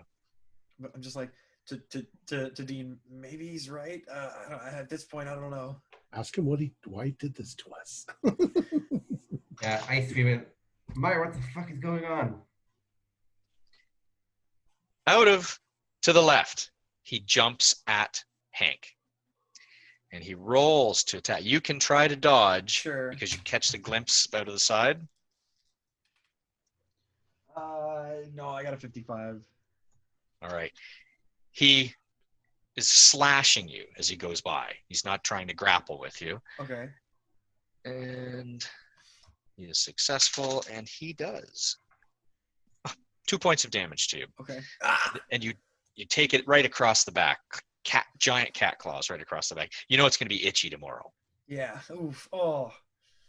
I'm going to try and shoot him as he goes by. You can do that, yes. Now he's very no. dark. 89. Okay. Boom. You hear shots, Mark Moran. As you're upstairs, you hear a shot fired. All right, I'm going to run down. Yelling. Okay. So it'll take you around to get there. Yep. Takes you around to get there. Now the creature has dashed into a shadowy area near the porch, and he comes leaping out again. Though this time he does not connect, but he just sort of runs between you and knocks one of you over. So I'll just say it's not over, but it's actually Dean. You get knocked to the side, so you lose your balance. And you actually see where he went, Hank. He went into this is some rather large azalea type bushes off to the side. Okay, I'll be like, there, he ran off into the bushes. I'm just like, Mark, where are you? I'm running out the front door towards you. Yeah, you're coming around the corner and you see Hank is pointing towards these bushes off to the side. They're in the shadowy area near some apple trees. All right. I'm going to just fire into the bushes. Sure. It's a shotgun, right? Yeah. Roll to hit. Let's see what happens. See how good your shot is. I got a 96. Oof. Boom. Okay. All right. You guys hear growling. And there's a lot of bushes around. There's a lot of darkness and shadows. The moon is lower in the sky now, and the trees are blocking the moonlight from getting through. You occasionally catch a glimpse of what you think is it, but you're not quite sure. It comes running out of the bushes at Hank again. Okay. And it tries. You can try to dodge. Sure. No, I failed the 68. All right. Oh, well, he just bats you with his paw. He doesn't get any connection with claws, but you're knocked. You're knocked off balance. Okay. Dean, you're up again, of course, Dean, and you see this happening, and the creature bashes past your left side. I'm trying to shoot it at its 20 point. Okay, now you're shooting towards Mark Moran, so you have to get a. Don't get a double zero. It's okay. Just don't get a double zero. It's just a rifle. It's not a shotgun. That's right. No, 64. That didn't hit. Whoa. Okay. Ping goes zooming past Mark. Mark, your hearing is you're kind of. Don't shoot Mark. Fuck. Don't hit Mark. Okay, Mark, as you're coming around the corner, this creature does go whipping past you, and there's the gunshot. But you actually have a moment to do. You have an action. Can I try, as it's going past me, to hit it with the butt end of my shotgun. Yes. Yes, you can. I'm going to hit it hard if I do that. What kind of, is that a brawl? That's a brawl. Yep. I'll spend 3 luck to make it a Okay. regular. All right. Are you aiming for any particular part of its body or just it? Its head, if I can, All right. But I'll Well, settle for the middle of the body if that's worth it. Sure. Roll damage. I'll give you that. Let's see. We'll call this a club. Sure. I need to get that dice out. Where is it? There it is. 7. Ooh, I hit him hard. You hit him hard. He loses balance. He hits the ground, and like a cat, he rolls, scrambling to try to regain its footing. The other two, he's lost his action round, so you guys can go ahead. Sure. Now that he's away from us for a second, I'll try to shoot at him with my pistol. Yep. No, 77. I failed. Blam. Okay, Dean, are you going to do I'm anything? going to try and shoot now that he's not next to one of us. Go for it, Dean. 38. It's a hit, finally. Okay. What's your damage? So that would be... Oh, I got 2 ones. So that's 6 damage. 6. All right. He's been shot. He's been hit. He's not getting up quickly. Stressed, struggling to get up. And you can see right now that this is him. This is Andrew Meyer. You can see his features in his cat-like face. You can see his eyes, his tiny little eyes that you've seen for not as long as you think you've been seeing them. And he's struggling to get up, and he's going to try to attack whoever's closest, which happens to be Hank again. Yeah. And he doesn't. Nope. He just rushes at you, and again he kind of slumps to the ground on one leg, kind of collapses beneath it, and then he's moving past you, but he's between you and Mark now. Between Hank and Mark. I yelled to the others. I say, try and incapacitate him, but we want to ask him some fucking questions before we put him out of his fucking misery. I guess I'll try to tackle him if I can. Oof. You ever tried to wrestle with a cat? Yeah. Okay. I mean, Yeah. That's gonna be fun. I guess can I try to trip him? Well, he's already on the ground. His one leg okay. buckled underneath him. Hmm. You can make a brawl type attack if you wish to try to incapacitate him by knocking him out if you wish. Yeah, I guess I'll just kick him. I'll just try to kick him. It was very successful with the old man whose wife you killed. Oof. No, that's at 59. No, I failed. I guess I could spend. I guess I haven't used luck. I could spend 19 luck if you're willing to let me do that. I'll let you do that because you're not going to use any tomorrow. All right, sounds Okay. good. All right, bonk. You knocked the wind out of him. Even though he's a cat creature, you've knocked him out. And slowly, he's as you watch, he transforms back into spindly, naked Andrew Meyer. Wounded, bleeding out. Let's gotta get some answers. staunch his blood and tie the fucker up. Yeah. I'm going to have to try and find something to tie up with. Okay. It's easy. So you've got him. You tie him up. You're able to drag him into the house out of the moonlight, which you surmise is probably a good thing because all that lycanthropy knowledge you got is made up crap. You don't know any of it. Is it real? You don't remember any of it. You just think he's in there. Get him out of the moonlight. You tie him up. Your characters do whatever you want with him. You can set fire to his house and punish him for making you murder people or whatever. Answer. These we want people, to answer it. We have to know. you'll be able to get answers out of him by rummaging through his things or talking to him, whatever you wish to do. He was a wanted criminal in Ireland. He had a team of friends who were assisting him with some little crimes many, many years ago, which included the father who really isn't a father. And the Rosa woman who was the father's sister, and Martin, who was their friend.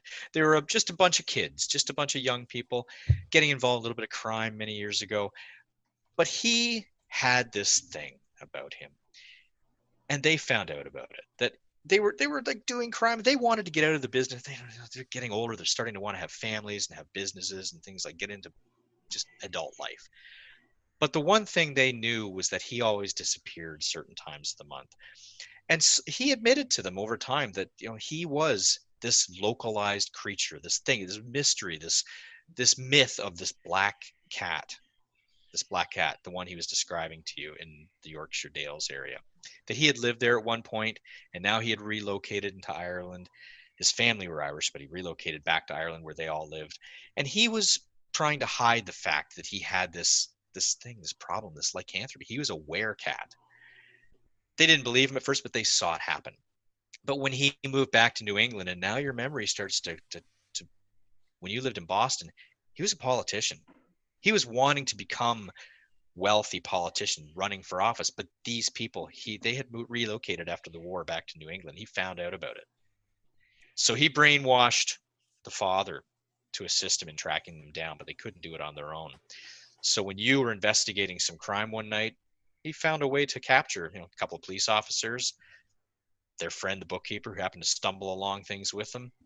And he used magic, those little pieces, things that you thought were like items from your youth, use them to control your minds to make you think you were werewolf hunters. But in fact, you were helping him track down the only people that knew who he really was. Mm.